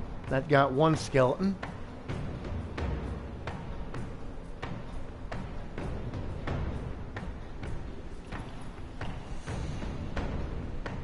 There's two more, looks like. Yeah.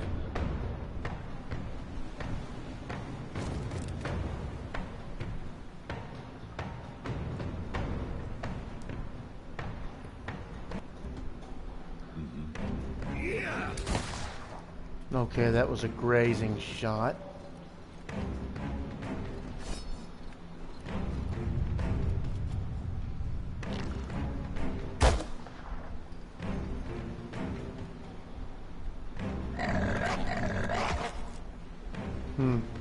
Yeah?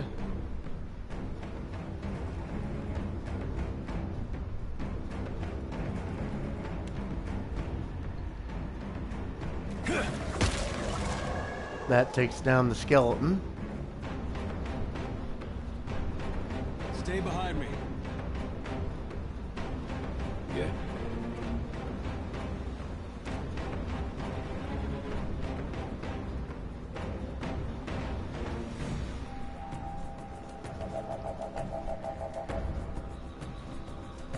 Wounding shot ain't gonna do shit on against a skeleton. Let's see what Flames of Devotion can do. Still a graze, but looks like it did something. Like,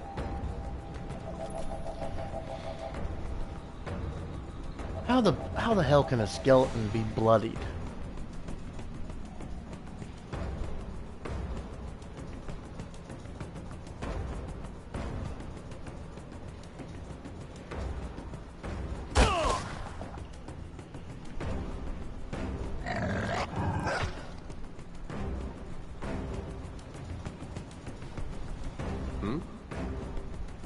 Leave it to me. There we go. Okay, that ends that fight. Okay. Basically take everything. Gonna save here because sometimes there's a bug that prevents the game from progressing a certain way. Let's see. Okay, there's my save. Gonna save that there. Okay. On it. Cave coral. Oh, okay. Up a staircase here. Got a body here. Waterlogged note. Let's see. Still no sign of Benwith. How much longer are we gonna wait? The wet's already ruined half our take. And get your stinking construct under control. It's been hanging out by that crystal. I swear it's been giving me the eye. Well, that's interesting. Okay.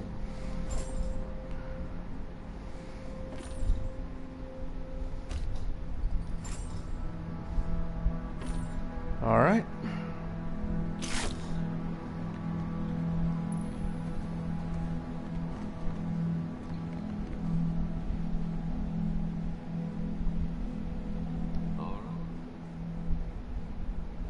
Adair's Mechanics 2, Party Assist 0, Total Mechanics 2. Let's give it a shot. Guess that wasn't so hard.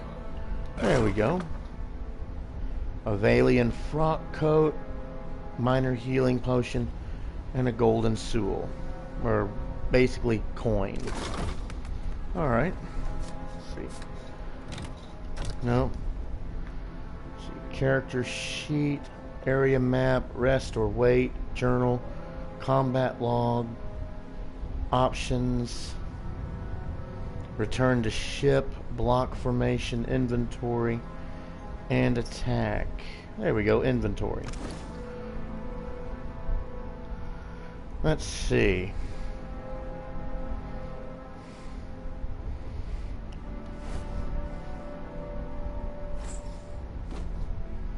Well, I mean, let's see. No, that's a little bit garish. That is a frock coat, after all.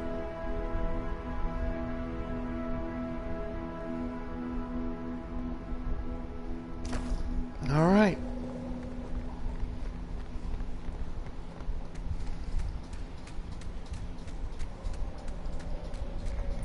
Keep it down.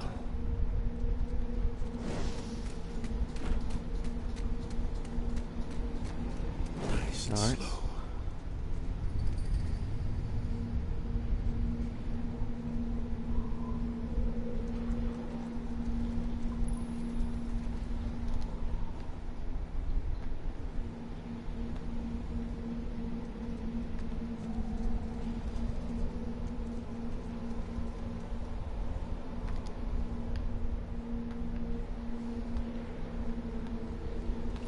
Got it. No. Okay.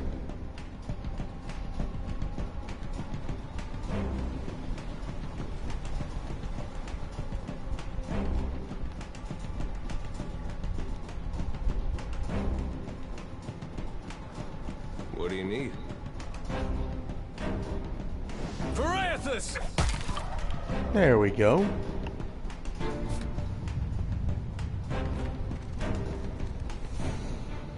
Apparently, if you see arrows moving about between your characters, that means they are engaged. Green arrows mean that your character is engaging an enemy. Red arrows mean that that enemy is engaging you. Keeping an eye out. If by chance you break engagement, which means if that character moves, then the enemy gets a free attack on your character. If the enemy chooses to break engagement, your character will get a free attack on them.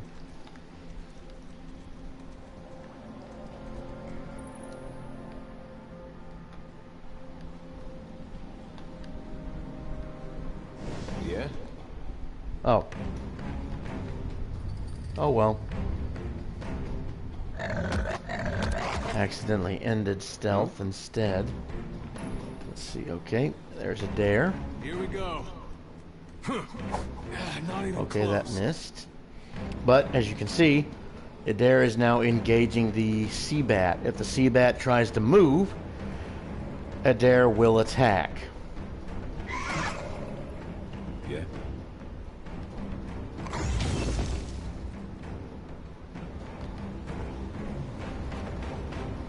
Okay, let's try wounding shot. Ooh, that did some damage. And it's near death.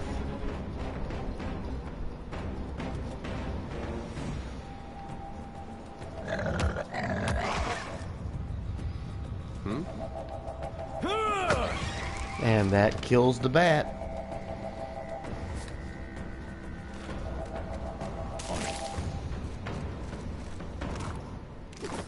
Cave coral, a fang, Juana Moe. That's basically crafting ingredients.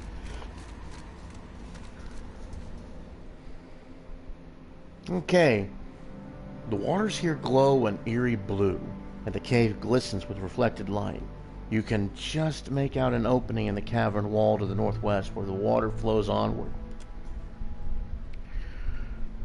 The tunnel seems to extend a short distance before turning sharply, but you cannot see where it leads. Let's see. Okay.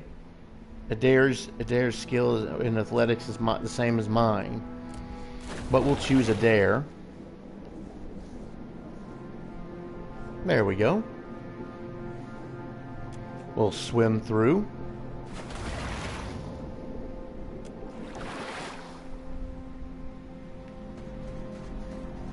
Will do. On to Valario's Rest.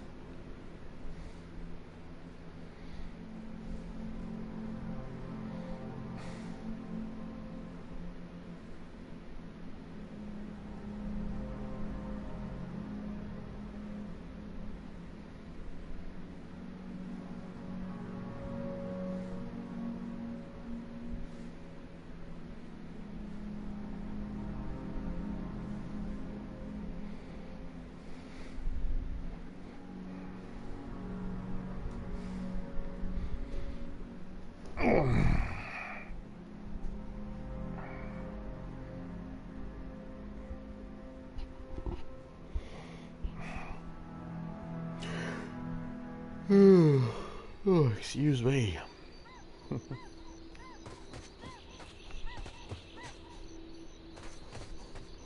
Oh, hello. Told him not to bring that thing in there. Didn't like the look of it one bit. But no one daren't speak poor of his precious animancy tech.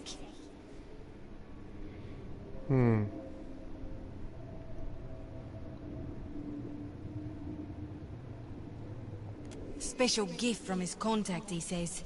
Now it's acting all weird. Gives me the damn creeps. You feel it too, right? Like it's looking straight through you? Came out here to get away. Couldn't stand it staring at me anymore. Then...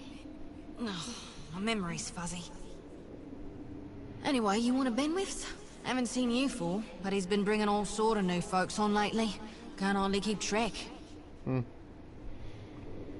Let's see.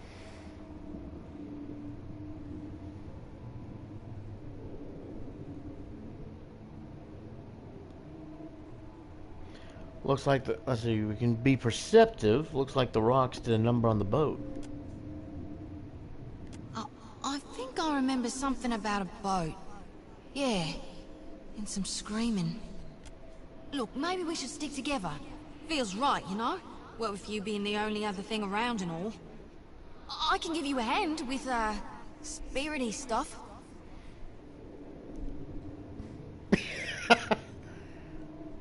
No kidding. I've always wanted a ghost friend.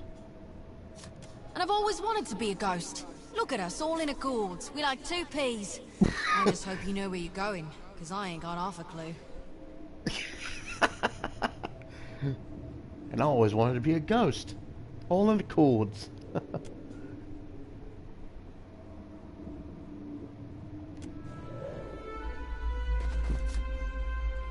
Let's see. Dispositions. Paladin. You have gained a reputation and a disposition. Dispositions represent how people perceive your personality throughout the world. Even seemingly nasty reputations will be favored by some people, and benign reputations sometimes bring out the worst in certain people. No disposition is inherently good or bad in Pillars of Eternity. Even so, because your watcher is a priest or paladin, you must be careful not to misalign their dispositions with what is favored by their deity or order, respectively. Dispositions will modify the effects of Holy Radiance for priests, and Faith and Conviction for paladins, for the watcher only. Okay, let's see. Bestiary. Defeating enemies will progressively unlock the entries in the bestiary. As you unlock more information about them, you will be rewarded with more experience. Okay. Engagement. There we go. As you can see, like I said, one of your characters engaged in melee moves away from the character engaging them, they will provoke a disengagement attack. An interrupt, such as the fighter's knockdown, can break engagement and allow a safe exit. Some abilities, such as the rogue's escape, allow a character to get away without provoking the disengagement attack.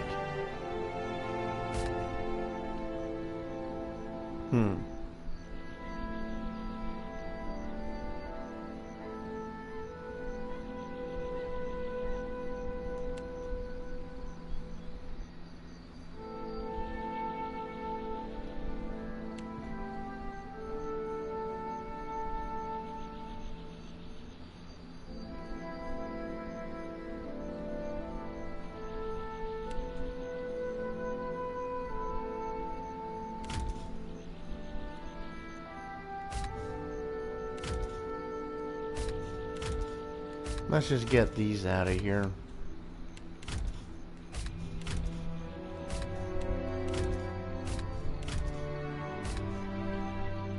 Okay.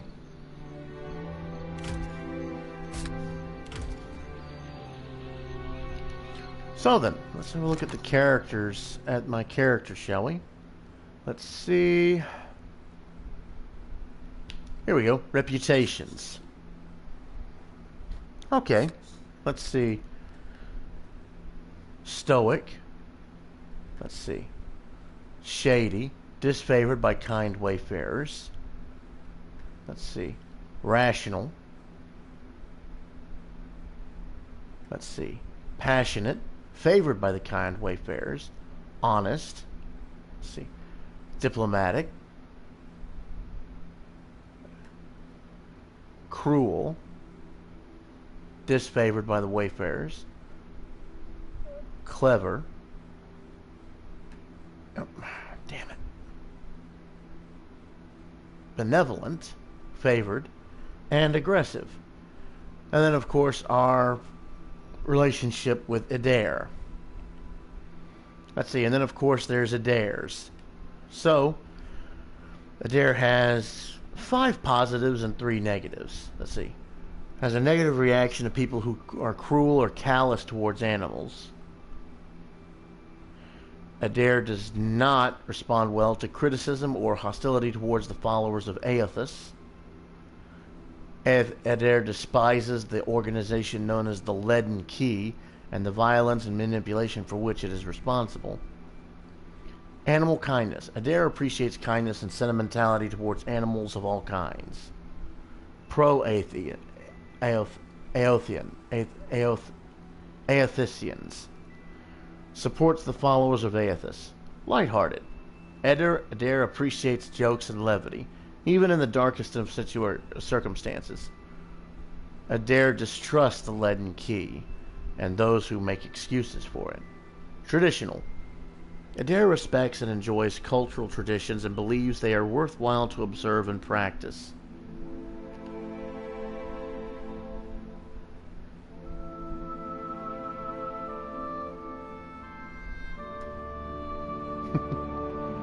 Let's see.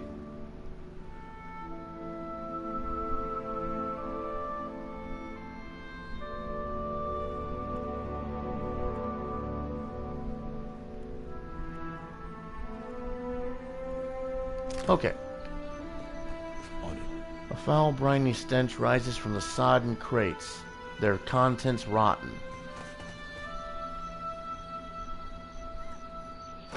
There we go. Sometimes you gotta switch into the UI or cursor mode in order to highlight some things, because otherwise you might not find everything. The developers of this game really loved hiding some items. I mean, it kind of pushes you to explore. Oh, excuse me again. But yeah, I think I'll see if I can't clear this cave, end it, find the crewman, and I'm gonna call the stream after leaving the cove. It's a nice little start.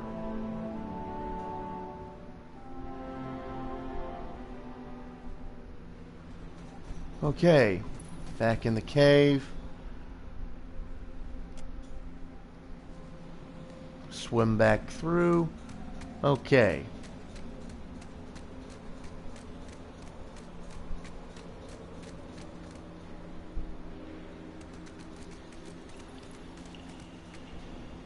I think Badul is this way.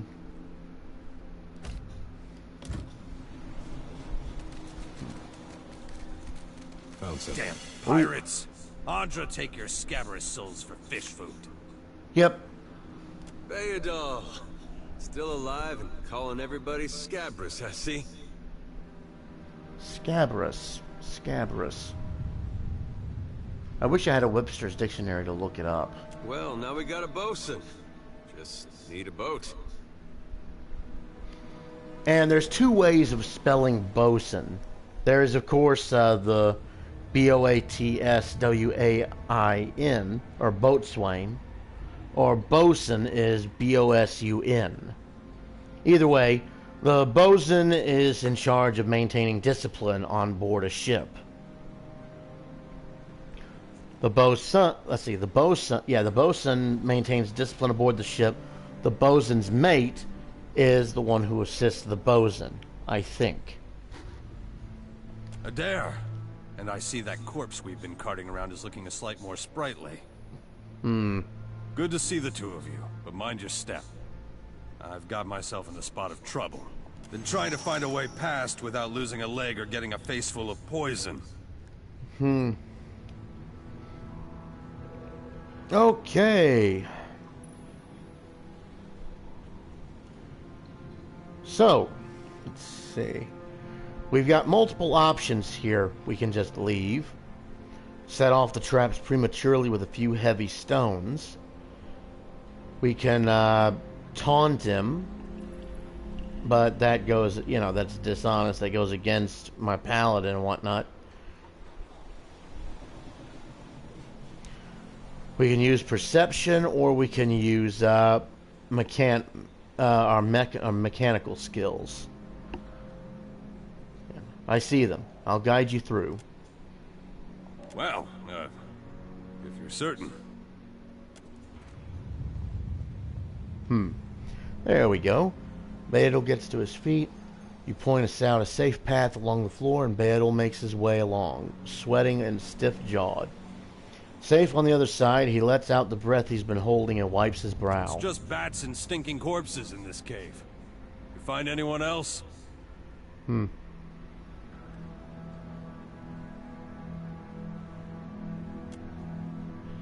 I'll head that way myself.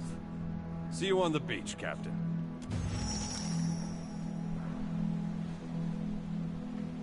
Okay. So, now we can level up. Let's see. There, yep, that's the icon for leveling up. Let's see. Okay, so we've got a point we can divert. Let's see. Currently, let's see. Currently, our skills are Alchemy, Arcana, and Athletics are 1. And Stealth is 1. All others are 0. Passive skills. Bluff is 2. Diplomacy 3. History and Insight are 0. Intimidate's 1. Metaphysics is 0. Religion, Streetwise, and Survival are 1. Let's see. With the passive skill, I'll add it to Insight.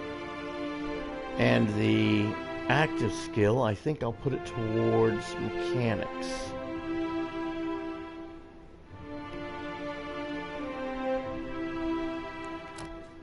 Okay.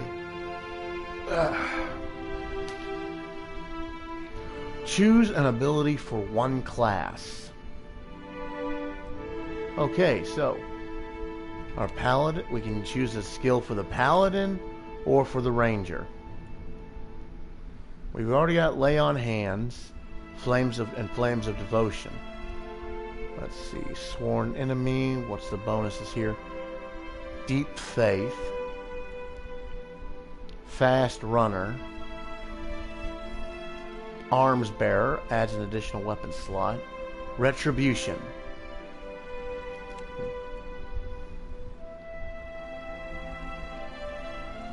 Let's see, for the Ranger, we can unlock Marked Prey. And let's see, Fast Runner, Arms Bearer, Monastic Unarmed Training. Okay. So basically, if you're unarmed or disarmed, you can select that and you'll still do some serious damage. Then let's see, we got Merciless Companion, which does a small amount of sneak attack damage to targets that qualify. Faithful Companion boosts the resistance against intellect and perception afflictions. Resilient, which improves the armor rating. And Vicious Companion, which does more damage and penetrates armor more effectively. Okay, we're gonna go ahead and select Marked Prey. All right, that finishes that.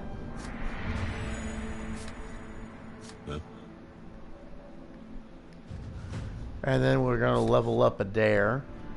I wish there was like, damn it.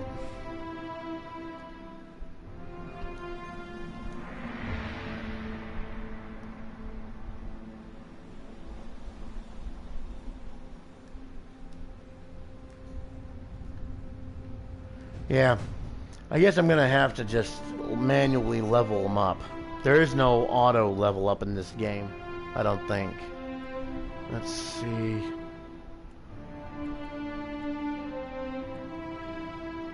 Boost athletics there. And his single point, I think we'll put it on streetwise there. Alright. Choose a skill.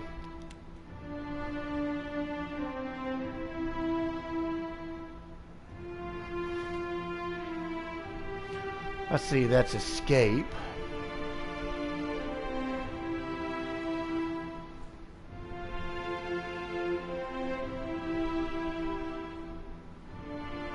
Ah. Backstab dramatically increases damage done from stealth or invisibility. The rogue may use melee or ranged weapons but must be within 2 meters of the target. Let's see.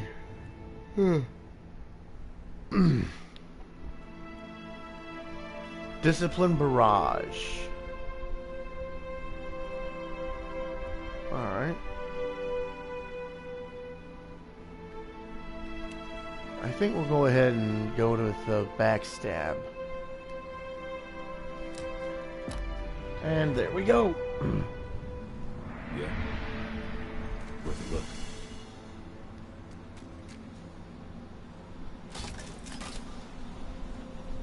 Okay.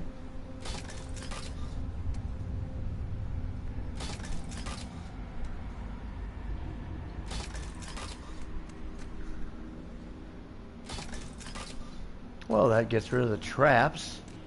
Most of them. That takes care of that one.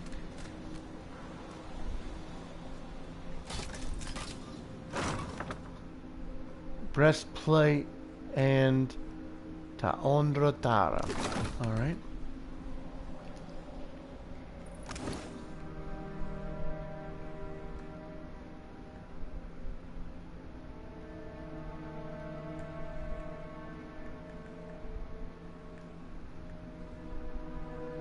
Alright.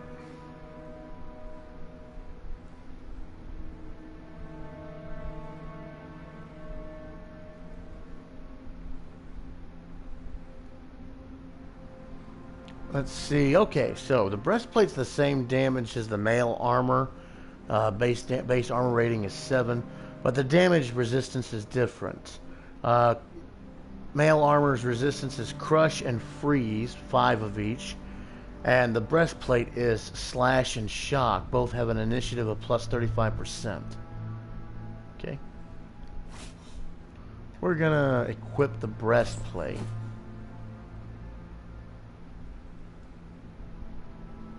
Oh my, doesn't he look dashing?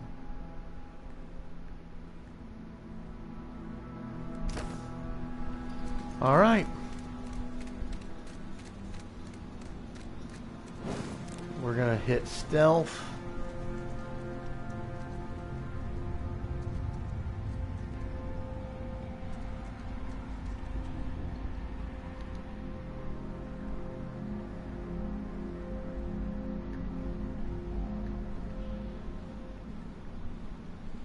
Sure.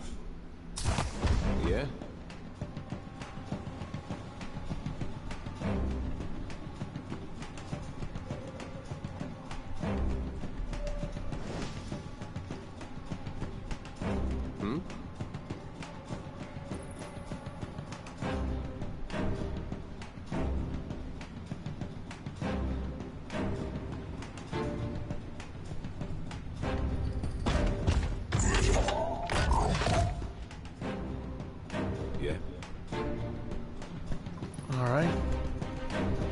Oh, we can do an empower, which basically supercharges our skill. Let's see.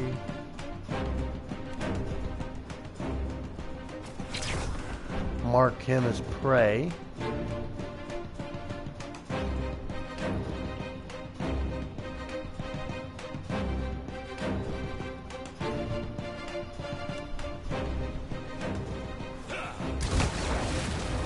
That's a good hit.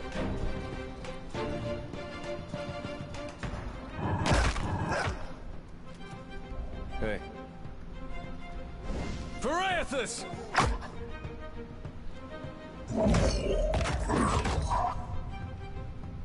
Alright. Yeah.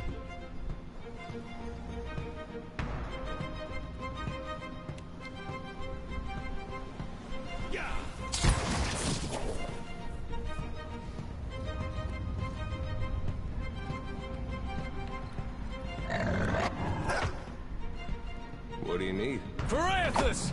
There we go. And down goes the copper golem.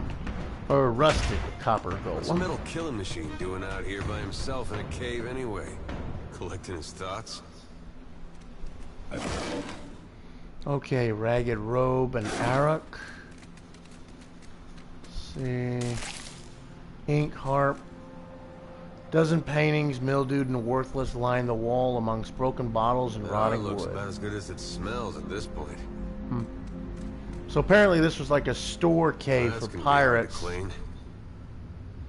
And apparently the pirates have forgotten about it. Okay. Oh, we got a ring here.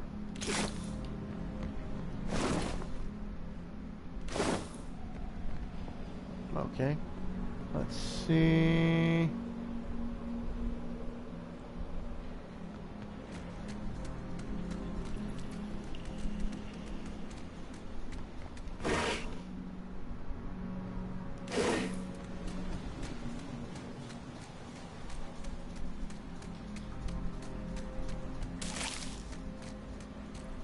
Okay, doesn't look like there's anything else in here usable.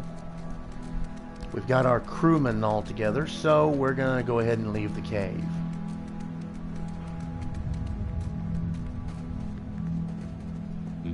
But first, let's see.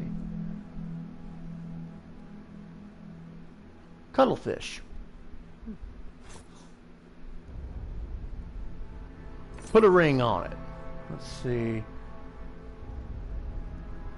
Ring of minor protection boosts fortitude, reflex, and will +5. That ought to help. Huh? Come on. Come on, all of you. You must gather your party before venturing forth.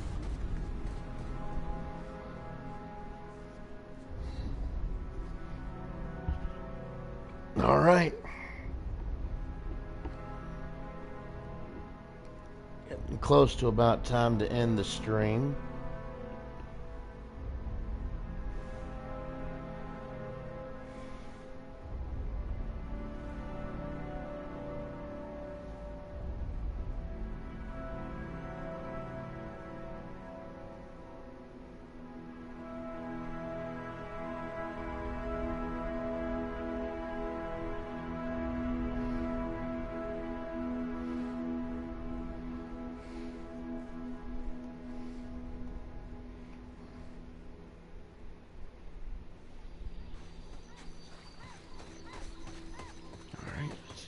Oh, there we go. Activate fast mode. Should have known you'd come out of this in one piece, you old crank. I'd rather die than let you savor the ship's last drop of ale. They warned me strange things would come following you, Watcher. What a mess. We'll be needing help getting the Defiant off the ground. Not much chance of us moving the ship on our own, but we're in charted waters. There's bound to be a town nearby.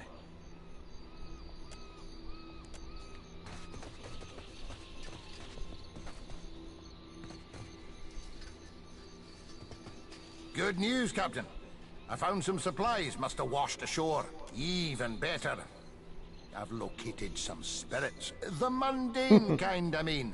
Nothing that requires your talents, Watcher.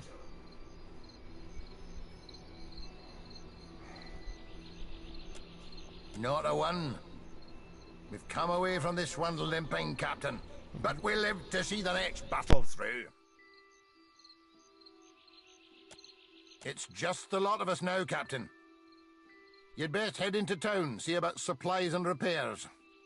I'll keep an eye on the ship. Says the old drunk. But, you never know.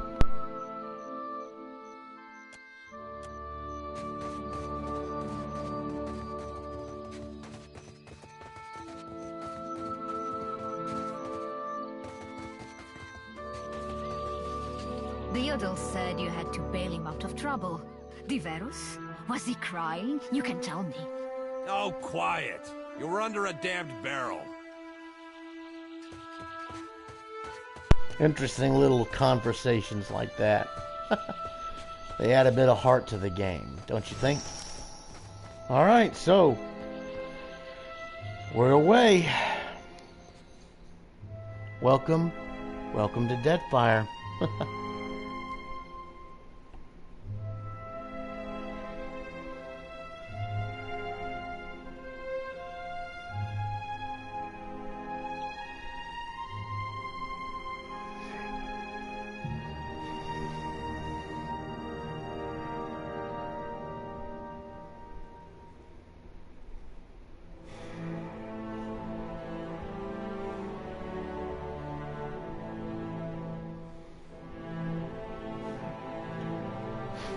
Let's see, the town on this island is Port Mage.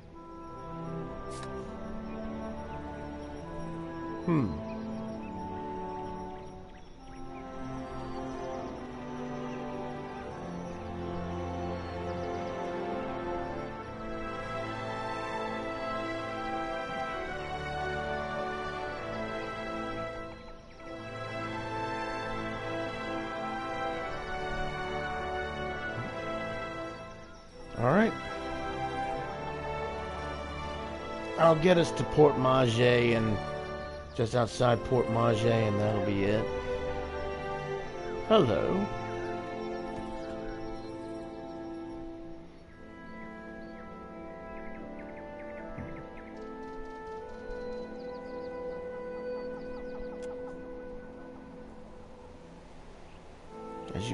As you near the cart, you make out a group of Red Saren pilgrims in rough-spun linens and cottons.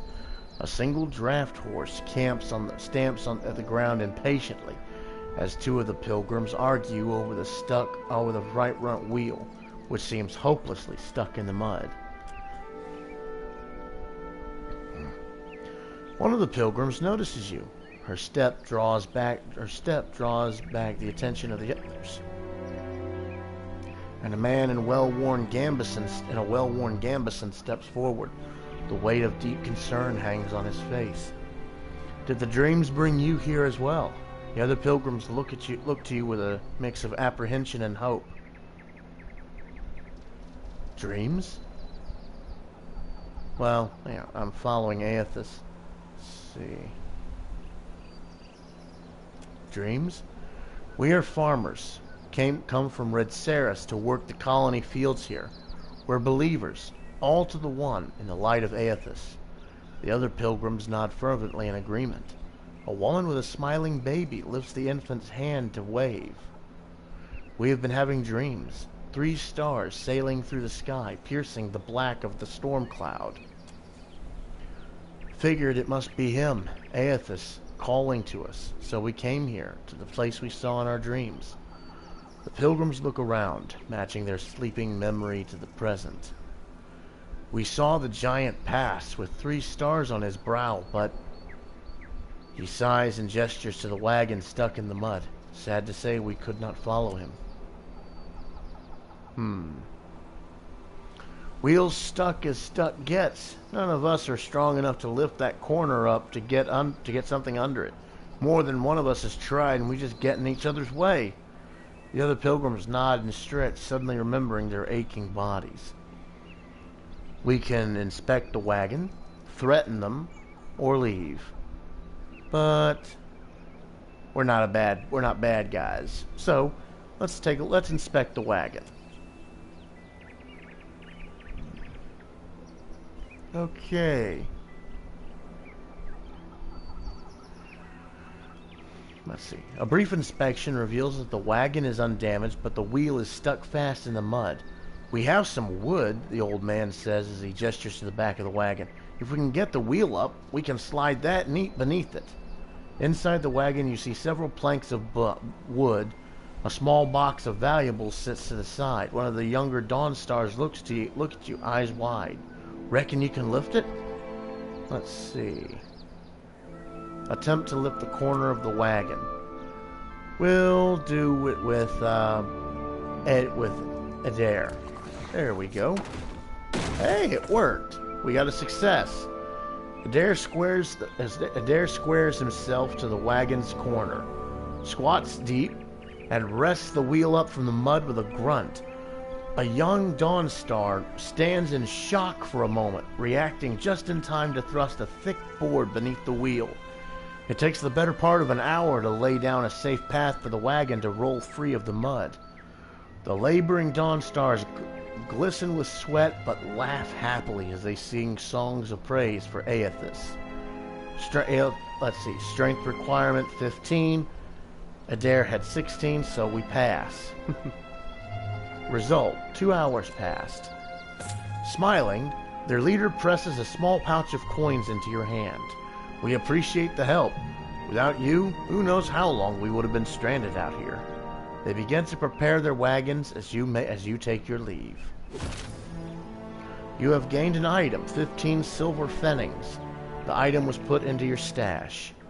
The old man calls out to you as you go. Take care of yourself and your soul, traveler. Whether you came for Aethys or not, we know in our hearts that he has come for us. Alright, so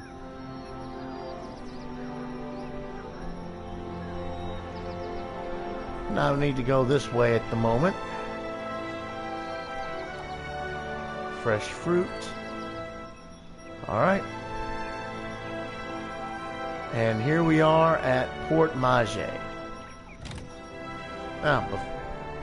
Entering would probably cues another cutscene, so we're gonna save here for the night and call the stream.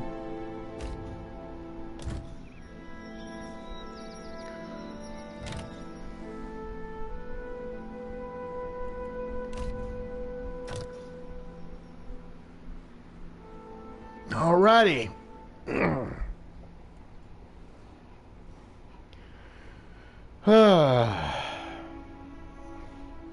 So that was Pillars of Eternity 2 Deadfire. Nice little tactics game. So, as always, you guys, hit that like button if you like the video. Don't forget to hit the like button. So, and if you haven't already, hit that red subscribe button as well for more content. Leave a comment in the section. Leave a comment if you like. I'll always try to answer them. Let me know what you want to see, and I will try to do my best to fulfill it. So, until next time, everyone, Launces Mechanist, signing off.